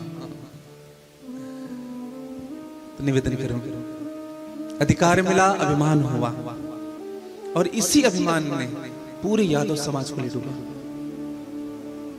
भगवान श्री कृष्ण के वंशज हैं। एक दिन दुर्वासा ऋषि से परीक्षा लेते हैं। कहा, दुर्वासा ऋषि कौन? हमारे दादा के गुरुदेव है, चलो परीक्षा लिया जाए। हमारे दादा तो साक्षात ईश्वर हैं, उनके भी कोई गुरुदेव हो सकते हैं। दुर्वासा जी से परीक्षा ली। बड़ी प्रसिद्ध कथा है, आप सबको विदित है। संक्षिप्त में निवेदन करके आगे बढ़ूंगा। पेट में साम्ब को लड़की बनाया गया, पेट में कपड़े डाले गए। दुर्वासा जी से पूछा गया कि महाराज इनके पेट में है क्या? दुर्वासा ऋषि तो सर्वंतर्यामी हैं। जब कुछ नहीं बोल रहे हैं, दुर्वासा जी ने कहा कि बेटा जाओ, चलो कहा महाराज फिर आप ढोंगी साधु हैं, वो तो हमारे दादाजी आपको गुरु माने बैठे, नहीं तो हम तो आपको देखते तक नहीं। दुर्वासा जी को क्रोध आया, दुर्वासा जी ने श्राप दे दिया, इनके पेट में लोहे का मूसल हो जाएगा, पूरे यादव वंश समाप्त हो जाओगे। और यही हुआ, जब खोल करके देखा तो ब्रह्म वाक्य जनार्दन, लोहे का मूसल हुआ। क्रोध जी को बताया गया, दादा हमने विनोद किया और विनोद का परिणाम यह लोहे का मूसल, जिनमें हम सब मारे जाएंगे। अक्रूर जी ने कहा इनको समाप्त करवा दो, जाओ, और गलती से कृष्ण को यह पता न चले कि तुमने उनके गुरु का अपमान किया, नहीं तो कृष्ण को अगर पता चल जाए तुमने उनके गुरु का अपमान किया है तो किसी को जीवित नहीं छोड़ेगा कृष्ण। पिंडारक क्षेत्र में ले जाकर के घीसा गया, उस मूसल से छोटे छोटे बुरादे निकले, उनसे एरिका नाम की झाड़ी हुई, एक छोटा सा टुकड़ा बच गया था, उनको समुद्र में फेंक दिया, इनसे क्या होगा। और उसी टुकड़े को, लोहे के टुकड़े को एक समुद्र ने निगल लिया, एक मछली ने निगल लिया, और उस मछली के पेट को फाड़ कर एक व्याधि ने बाण बनाया और उसी बाण से भगवान के चरणों को बिधा गया। ये दुनिया ना भैया गोल है, जैसा करोगे वैसा भरोगे, घूम फिर करके आपके ही पास आएगा। अगर आपने किसी को धोखा दिया है ना तो आपको धोखा मिलेगी ही मिलेगी। अगर आपने किसी का अहित किया है तो आपके जीवन में अहित होगी ही होगी। कई ऐसी हमारी माताएं थी कल परसों जिनके आभूषण खींच लिए गए, जो भीड़ में, सबसे पहली माताओं से मेरा निवेदन है बहुत ज्यादा आभूषण धारण करके भीड़ में प्रवेश ना करें। हाँ, आप तो अच्छे हैं लेकिन उनकी नीयत अच्छी नहीं है। हाँ, मैं रोक नहीं रहा आपको, क्षमा करिएगा, रोक नहीं रहा। अगर आप धारण भी करके आए तो संभाल करके रखिएगा, घूंघट डाल करके रखिए ऐसे। हाँ, ये जो घूंघट है ना बहुत कुछ बचा पाता है हमें। अगर घूंघट ही खुल गया है तो चेहरे तो दिखेगा ही। निवेदन करो, और जो अधर्म करते हैं ना जीवन में, उनको 1000 गुना अधिक उनका खामियाजा भी भुगतना पड़ता है।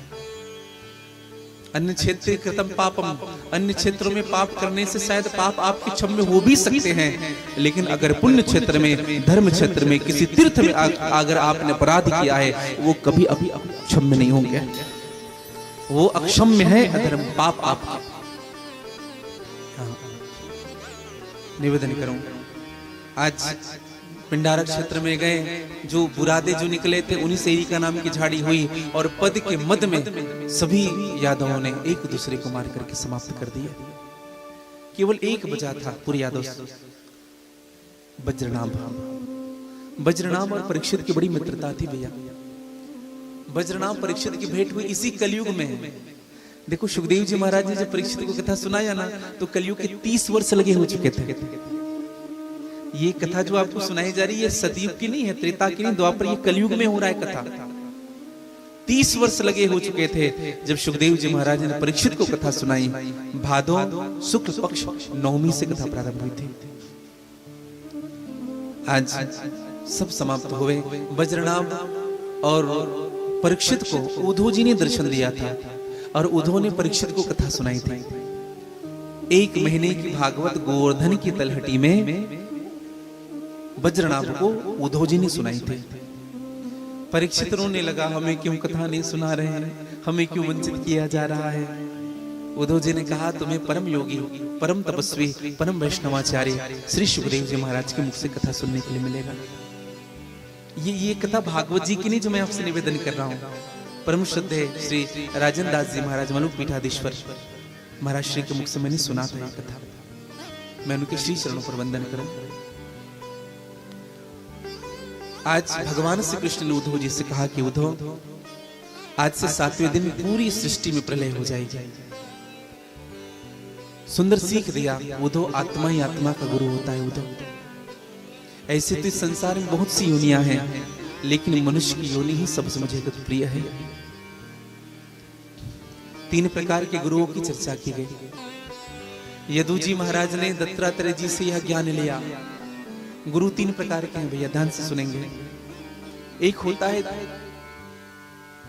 पुरोहित गुरु, पुरोहित गुरु किसे कहते हैं? जो आपके यहाँ पूजा करे, पाठ करे, अनुष्ठान करे, यज्ञ करे, जन्म से लेकर के मृत्यु तक जो 16 संस्कार करे, वो आपके पुरोहित गुरु होते हैं।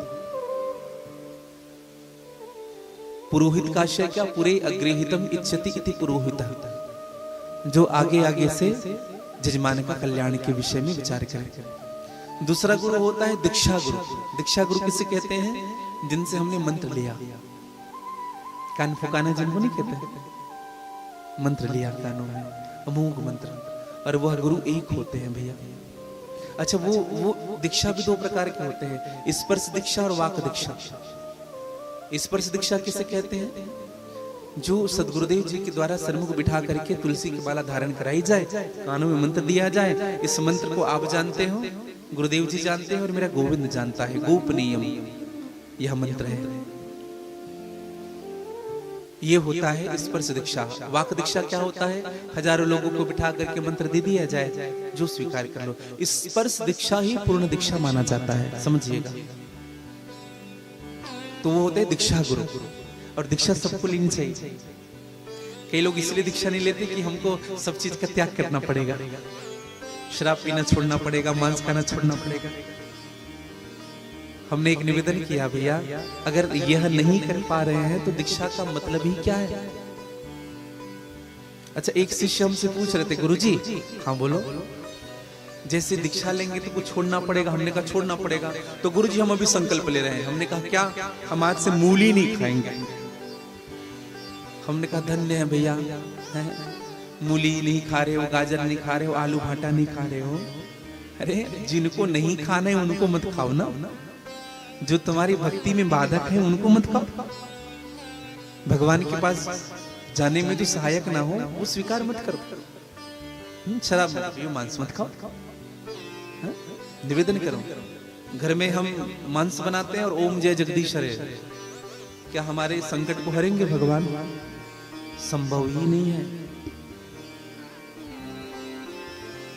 जो व्यक्ति मछली खाता है वो प्रतिदिन करोड़ों गाय का भी दान करता है, समझिएगा, करोड़ों गाय का भी दान करता है। उस व्यक्ति की मृत्यु अगर काशी में भी हो जाती है तो भी उस व्यक्ति को नरक ही मिलता है।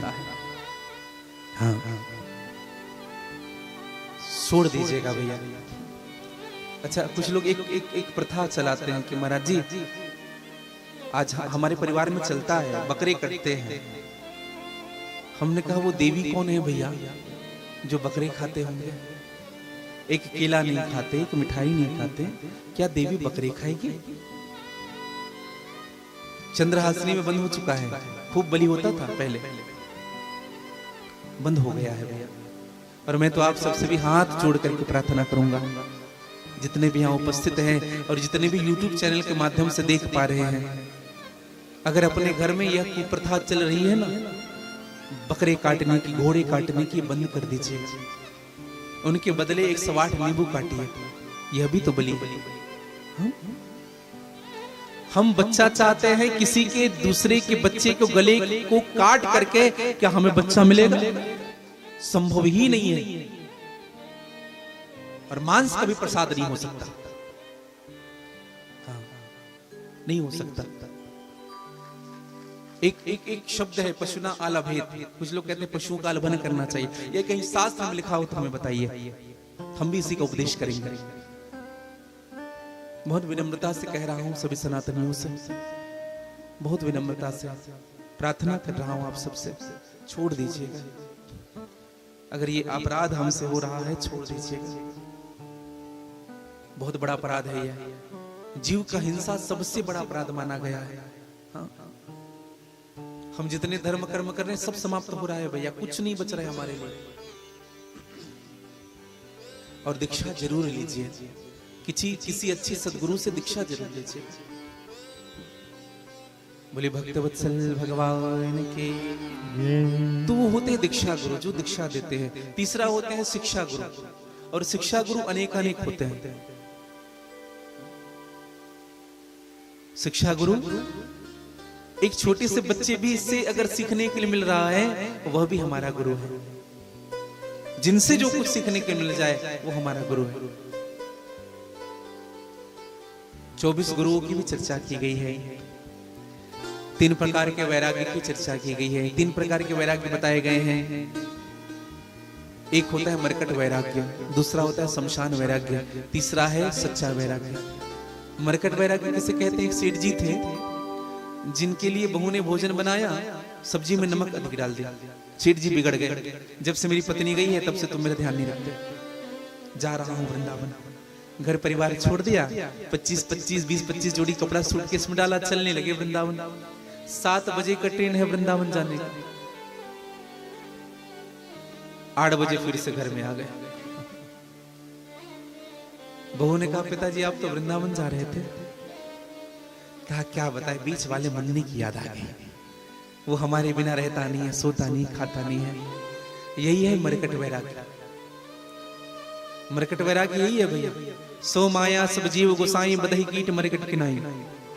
दुनिया को दिखाते हम भगत हैं, हम चलन चंदन लगाते, हम माला करते हैं, लेकिन अंदर क्या है समझिएगा। ये मरकट वैराग्य कुछ क्षण के लिए लगता है कि हमने आज इस चीज को त्याग दिया, छोड़ दिया। पंडाल में बैठते हैं ना तो पंडित जी आज के बाद नहीं पिएंगे, पंडित जी कह रहे सुन रहे हो ना, और जैसे पंडाल के बाहर निकले, अरे पंडित जी का तो काम है कहना, इसलिए तो बुलाया गया है उनको कहने के लिए। उनको कहने तो हमें अपने समझिएगा। कथा मनोरंजन का विषय नहीं है, समझिएगा। कथा आत्मरंजन का विषय है। मनोरंजन करने के लिए बहुत सारे साधन हैं, हाँ, लेकिन आत्मरंजन करने के लिए कथा है। दूसरा वैराग्य होता है शमशान वैराग्य। शमशान वैराग्य किसे कहते हैं?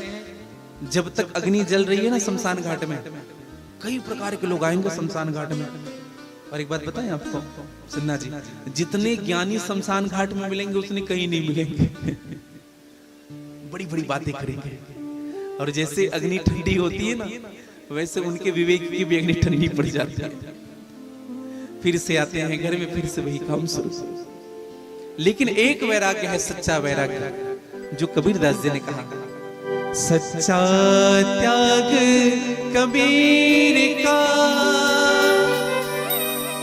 जो मन से दिया निकाल, जिनका मन मैला भया, डूब गया संसार। सच्चा त्याग तो कबीरदास जो मन से निकालते हैं, और जिनका मन मैला है ना भैया, हाँ, मन से छोड़िए जो छोड़ना है। हाँ। श्रीमद् भागवत कथा में कलयुग के वर्णन बताए गए हैं। तुलसीदास कहे गए सभी से ऐसा कलयुग आएगा, पंडित जन तो मौन रहेंगे, मूर्ख मौज उड़ाएगा। अभिमानी आडंबर वाला संत यहाँ कहलाएगा, डींग मारने वाला भाई साधु यहाँ कहलाएगा। सच्चे के सब दुश्मन होंगे, मूर्ख मौज उड़ाएगा। तुलसीदास कह गए सभी से ऐसा कलयुग आएगा। एक बड़ी सुंदर बात कही है, धन को हरने वाला भाई बुद्धिमान कहलाएगा। जितनी उल्टी सीधी बातें कर लेना, आपसे जितना पैसा ऐंठ ले, वही बुद्धिमान है संसार में। धन को हरने वाला भाई बुद्धिमान कहलाएगा, और भक्ष अभक्ष को जो नहीं जाने वो जन पूजा जाएगा। तुलसी दल को छोड़ के मानो मदिरा पान कराएगा। तुलसीदास कह गए सभी से ऐसा कलयुग आएगा। पहन जनेऊ गले में, जनेऊ पहन लेंगे, हाँ, महाराज बन गए भैया। गीता ज्ञान सुनाएगा, बाप बेटा का दुश्मन होगा, नारी के गुण गाएगा।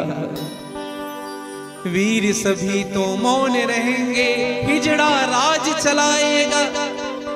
तुलसीदास कह गए सभी से ऐसा कलयुग आएगा। गैर पुरुष का रूप सदा ही नारी के मन भाएगा। विधवाओं का रूप खिलेगा, विदुषी मुख मुरझाएगा। चाल चलन और मर्यादा का नाश यहाँ हो जाएगा। माया के बंधन में मानव भजन नहीं कर पाएगा, तो चोरी चोरी लंपट में मन मूर्ख सदा लगाएगा। और झूठ बोल कर जो खुश करता गुणवान वही कहलाएगा। तुलसीदास कह गए सभी से ऐसा कलयुग आए। गुणवान वही जो जितना झूठ बोल सके, जितना आडंबर कर सके। बस एक प्रार्थना है आप सबसे मेरे भाई बहन, आप सबने 7 दिन तक कथा सुनी। हरि नाम सब बुरे कर्मों से हमको यहाँ बचाएगा। भव सागर से तरने का बस एक मार्ग रह जाएगा। अल्प भजन और अल्प काल में मानव मुक्ति पाएगा। 1 घड़ी या 2 घड़ी पुण्य के 8। आइए निरूपण में आप और हम सब प्रवेश करें। दोनों हाथ जोड़ लीजिएगा। जो नीचे बैठ पाएंगे वो नीचे बैठ जाइएगा, आधार शक्ति। और दोनों हाथ जोड़ करके आंख बंद कर लेंगे सभी। श्रीमद् भागवत कथा के 10 लक्षण बताए गए हैं। सर्गे विसर्गे स्थान पोषण उतिमन मंत्र कथा, ईशानु कथा, निरोध मुक्ति और आश्रय। प्रथम स्कंद में सुखदेव जी का जन्म, परीक्षित का जन्म, कुंती स्तुति, भीष्म स्तुति, राजा परीक्षित की सभा में सुखदेव जी का आगमन आदि वर्णन सुनाया गया है।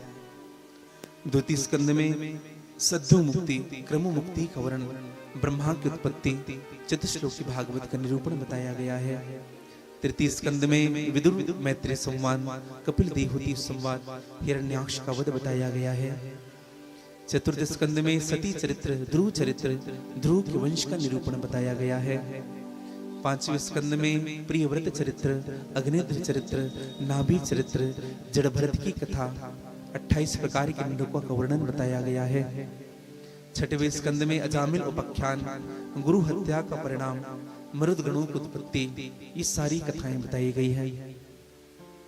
सातवें स्कंद में प्रहलाद चरित्र, नरसिंह देव की कथा बताई गई है। आठवें स्कंद में गजेंद्र उपाख्यान, समुद्र मंथन, वामन चरित्र और मत्स्य अवतार की कथा बताई गई है। 9वें स्कंद में सूर्यवंश का निरूपण, श्री राम की कथा, भगवान श्री कृष्ण की संक्षिप्त कथा बताई गई है।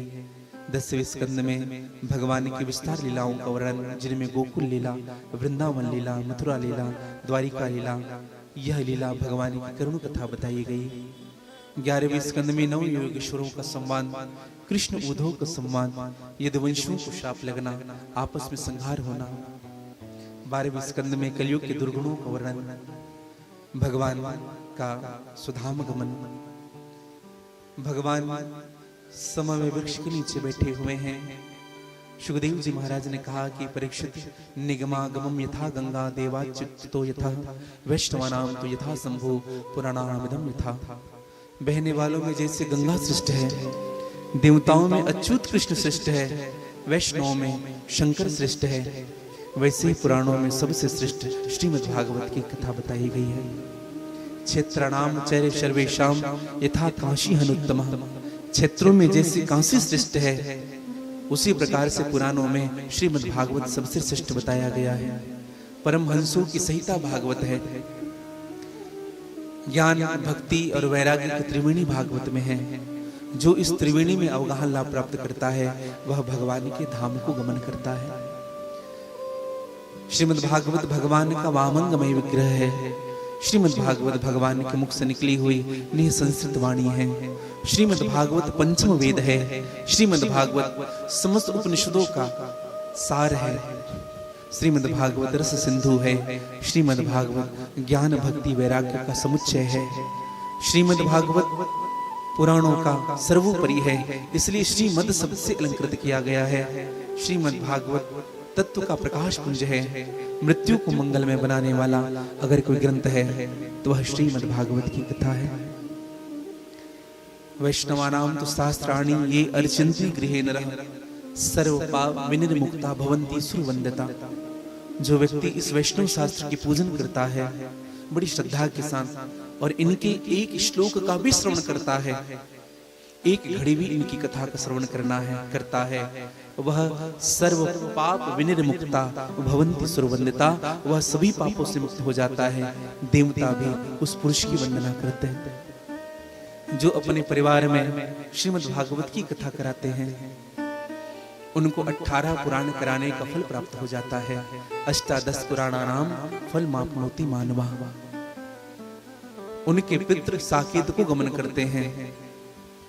श्रीमद् भागवत की कथा जीवात्मा के साथ साथ प्रेतात्मा को भी गति प्रदान करती है। भगवान श्री कृष्ण समूह वृक्ष के नीचे बैठे हुए हैं।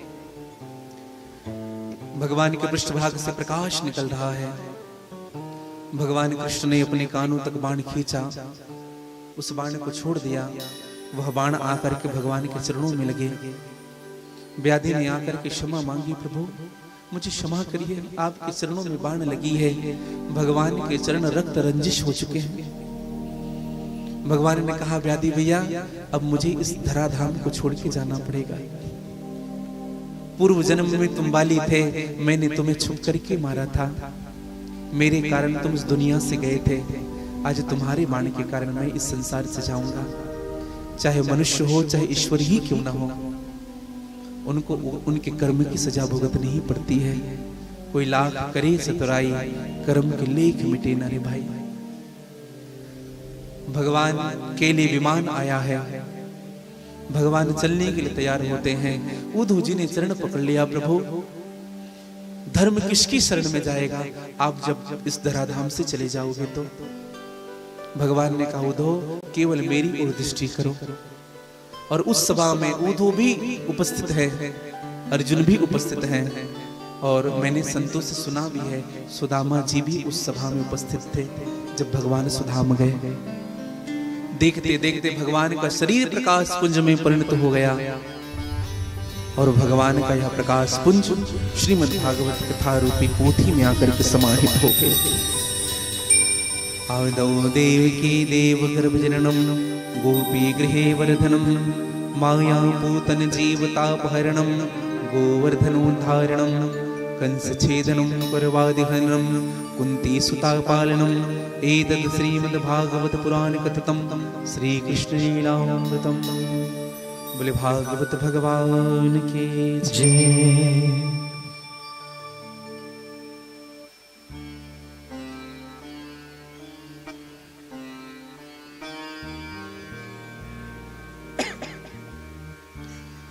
इधर परीक्षित सुखदेव जी महाराज ने जब कथा पूर्ण की, परीक्षित सुखदेव जी के चरणों पर पुष्प अर्पित करना चाहते हैं।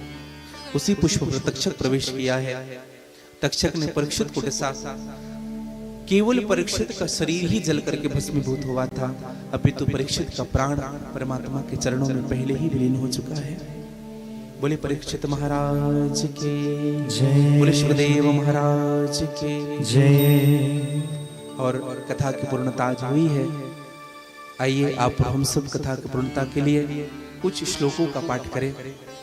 आप सभी मेरे पीछे पीछे दोहराएंगे। दोनों हाथ जोड़ लीजिएगा। श्रीमद् भागवतम श्रीमद् भागवतम नाम पुराणम ब्रह्मा संयतं तद अष्टदशः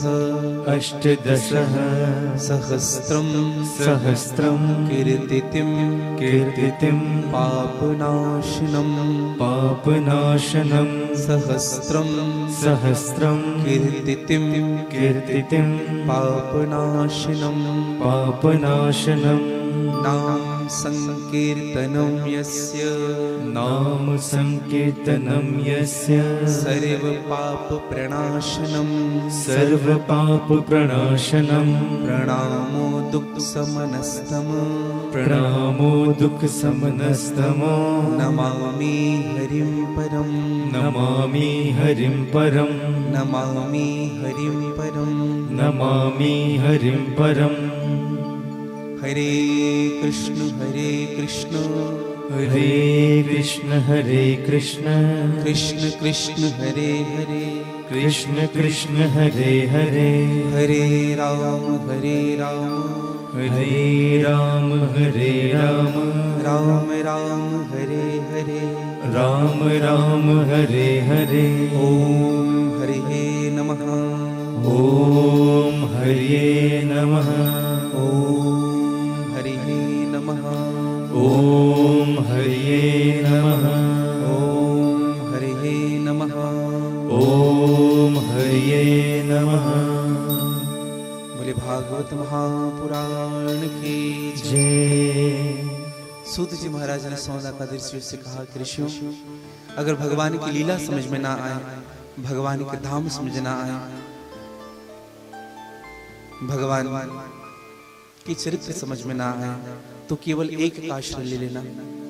18,000 श्लोक है श्रीमद् भागवत की कथा में, जिनमें 17,999 श्लोक लिख देने के बाद अंत में सुखदेव जी महाराज ने कहा, नाम संकीर्तनम यस्य सर्व पाप प्रणाशनम। केवल भगवान के नाम लेने से हमारे सभी पाप समाप्त हो जाते हैं। तो आप हम सब भगवान के निरंतर नाम लेते रहेंगे। आज कथा की पूर्णता हुई। श्री सोहनलाल सिन्हा जी, आपने अपने पिता और सभी पूर्वजों के निमित्त यह मोक्षदायिनी कथा का, यह गंगा का प्रवाह कराया है। मैं भगवान से प्रार्थना करता हूं कि हे नाथ, श्री सिन्हा परिवार के सभी पितरों को आप अपने चरणों पर स्थान प्रदान करें, आप साकेत प्रदान करें, आप वैकुंठ प्रदान करें, आप वो गोलोक धाम प्रदान करें।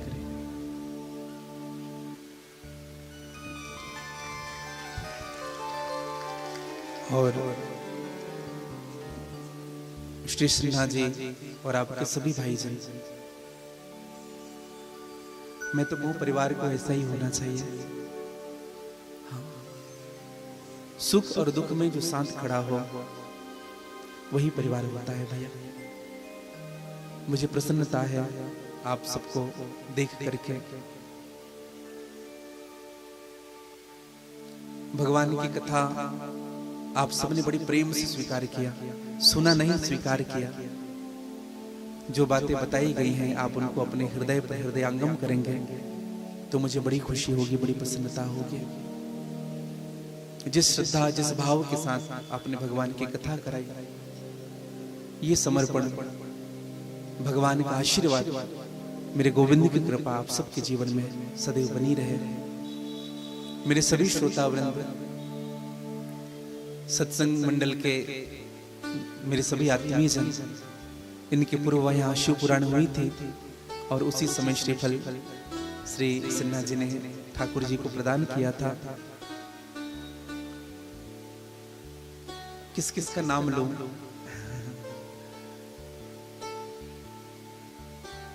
मानव एक भक्ति कर नाता। आप सब भक्ति के नाते से ठाकुर जी से और इस दास से जुड़े हुए हैं। इनके लिए मैं आप सबको साधुवाद ज्ञापित करूं। मैं समस्त सिन्हा परिवार को हृदय से साधुवाद ज्ञापित करूं। भगवान आप सबकी मनोकामना पूर्ण करे। और मेरे सभी श्रोता वृंद, मैंने पहले ही कहा, गरिया बनाने के बाद ना कथा कहने में बड़ा सुख मिलता है। हाँ, क्योंकि आप सब कथा को सुनते भी हैं, स्वीकारते भी हैं। तो आप सबके लिए भी भगवान से मेरी प्रार्थना है, जिनकी जैसी श्रद्धा, जिनकी जैसी भावना रही हो, मेरे गोविंद उनके अनुरूप उनको फल दे। और मैं धन्यवाद दूंगा श्री सिन्हा जी को कि आपने भागवत जी के लिए ठाकुर जी के साथ इस दास को आमंत्रण किया। भगवान ने बड़ी कृपा की कि जैसे कोई 12वीं क्लास की पुस्तक को पहली क्लास का विद्यार्थी पढ़ता है, बस वही दशा मेरी थी। अथाह है भगवान की कथा, अनंत है भगवान की कथा। और आप सुन भी ऐसे रहे थे जैसे जिन बालक तोतली कर बाता। माता पिता खुश होते ना बच्चों की बात को सुन करके, गलत भी कह दे तो भी अच्छा है। आप सबने जो प्रेम दिया, जो स्नेह दिया, भगवान से ही प्रार्थना करूं, आप सबसे भी प्रार्थना करूंगा, जो सार बातें होगी उन्हीं को स्वीकार करिएगा, जो सार तत्व नहीं होगा आप उनको छोड़ देंगे। और भगवान भूतेश्वरनाथ के चरणों पे मैं वंदन करूं, प्रणाम करूं। आपकी कृपा इस नगर को मिल रही है और मेरे भगवान भूतेश्वरनाथ इस दास पर भी कृपा बना करके रखे। कथा विश्राम हुआ। एक बार सिन्हा परिवार के लिए सभी ताली बजा करके आशीर्वाद प्रदान करेंगे, क्योंकि यह भव्य और दिव्य आयोजन बड़े खुले विचार से, खुले दिल से आपने किया और हमारे सभी आत्मीयजन हैं। कथा विश्राम के बाद कुछ देर बैठ जाइएगा माताएं, बस 5 मिनट और लूंगा आप सबसे, क्योंकि आपसे ज्यादा तो हम ही थे। इसलिए जल्दी थी क्योंकि अस्वस्थता बनी हुई थी, सुबह से बैठने की हिम्मत नहीं हो रही थी। लेकिन जैसा हम हैं बंसी तेरे अधर की, जैसा चाहे वैसा तू बचा ले। यहाँ कहने वाले भी गोविंद है, सुनने वाले भी गोविंद है। प्रभुता भले ही किसी को मिलती है भैया, लेकिन सब कृपा मेरे प्रभु की है। आज बहुत स्थिति थोड़ी सी ठीक नहीं थी, तो डॉक्टर साहब आए थे सुबह और दवाई दिए, हमारे आत्मीय यादव जी और सब, और ठाकुर जी ने ऐसी कृपा की। मैं तो कहूं ऐसे डॉक्टर सबको मिले। चौहान जी ना आधा वो बात करके हमें ठीक कर गए थे। कुछ नहीं हुआ महाराज जी, बस ऐसे इसको लेना इसको लेना इसको हो जाएगा। धन्यवाद दो उनको भी कि आपने दवाई दी और हम कुछ। हाँ, तो उठो इस व्यासपीठ से। उनके पहले आप सबसे दक्षिणा लेना चाहूंगा। कौन कौन देना चाहेंगे हमें दक्षिणा? जो देना चाहेंगे वो हाथों पर करेंगे। हम जो मांगेंगे वो देना पड़ेगा। धन्यवाद। धन की इच्छा नहीं करता मेरे भाई बहन, धर्म की इच्छा करता हूं आप सबसे। सबसे पहले मेरी दक्षिणा रहेगी आप सबसे, जितने यहां विराजित हैं, सुबह उठ करके अपने से बड़ों का प्रणाम करना प्रारंभ करिएगा।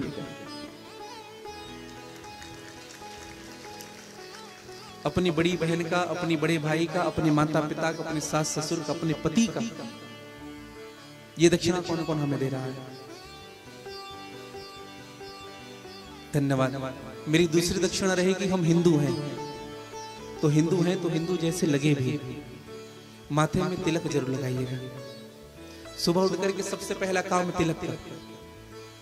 हम कितना भी सज ले संवर ले, तिलक नहीं है तो कुछ नहीं है। और मैं सत्य कहूं तो बुरा मत मानिएगा, जिनके माथे में तिलक नहीं होता ना, उनको देखने की इच्छा नहीं होती मुझे। मेरा सर दुखता है उनको देखने से। तो आप सभी तिलक जरूर लगाएंगे। ये दक्षिणा कौन कौन दे रहे हैं? सुबह सबसे पहला काम तिलक। तीसरी दक्षिणा मेरी रहेगी, अब मोबाइल में हेलो नहीं कहेंगे। क्या कहेंगे? जैसे फोन आए ना, हाँ राधे राधे बोलो, है ना? हाय हेलो छोड़ो, राधे राधे बोलो। ये दक्षिणा कौन कौन दे रहा है? ताकि पता चल जाए कि फोन गरिया बंदी लगा है।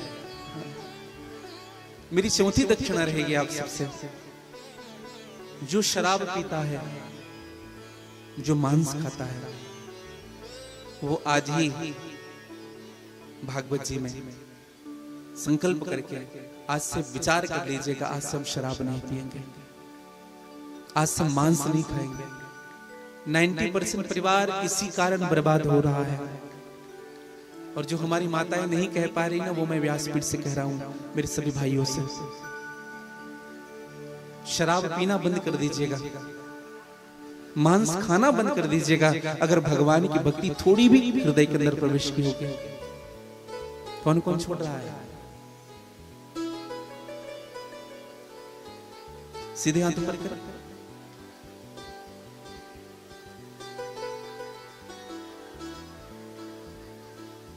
एक बात कहूं आपको,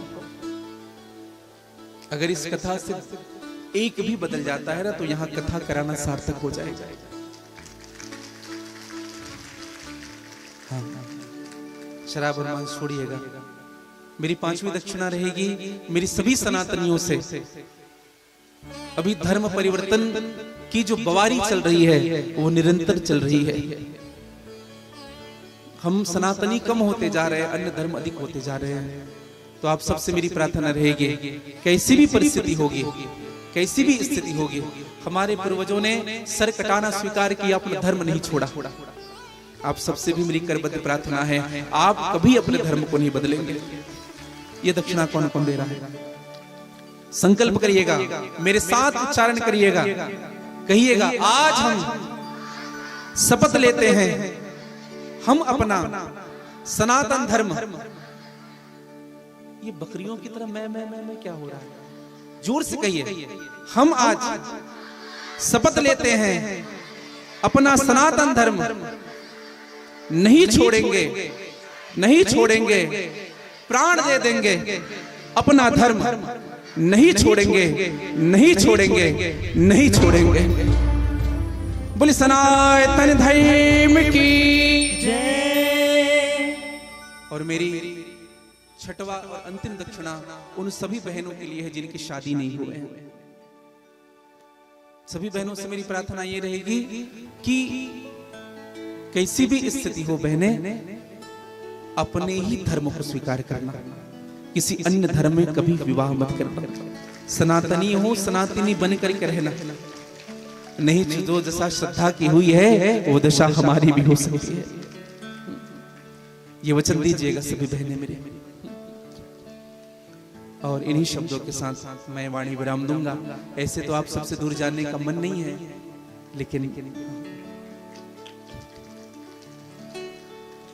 विदाई गीत भी इसलिए नहीं गाएंगे क्योंकि कुछ हो रही थी, विदाई गीत गाए तो सब नहीं भैया, मैं विदा कभी नहीं हूँगा। अभी तो आते रहना है हमें गरियाबन, अब सबका प्रेम पाते रहना है। हाँ। और मेरी एक और दक्षिणा रहेगी आप सबसे, सनातन धर्म से ही रिलेटेड है ये, आप तक कथा के लिंक पहुंचते रहेंगे अगर आपने चैनल को सब्सक्राइब किया है तो। हाँ, आप सबके पास मोबाइल होगा तो आप घर जा करके अपने YouTube में जा करके श्री नारायण महाराज जी के नाम से सर्च करेंगे और उस चैनल को सब्सक्राइब जरूर करिएगा। ये दक्षिणा कौन कौन दे रहा है? धन्यवाद। जो सब्सक्राइब कर चुके हैं वो बात अलग है, और जो नहीं किए हैं वो जरूर दीजिएगा।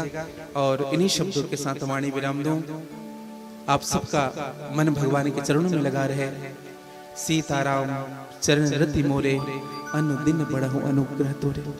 जय सिया राम, जय जय सिया राम, जय सिया राम, जय जय सिया राम, जय सिया राम, जय जय सिया राम, जय सिया राम, जय जय सिया राम, जय सिया राम, जय जय सिया राम, जय सिया राम, जय जय सिया राम, जय सिया राम, जय जय सिया राम, जय सिया राम, जय जय सिया राम, जय सिया राम, जय जय सिया राम, जय सिया राम, जय जय सिया राम, जय जय सिया राम, जय जय सिया राम, जय जय सिया राम, जय जय सिया राम।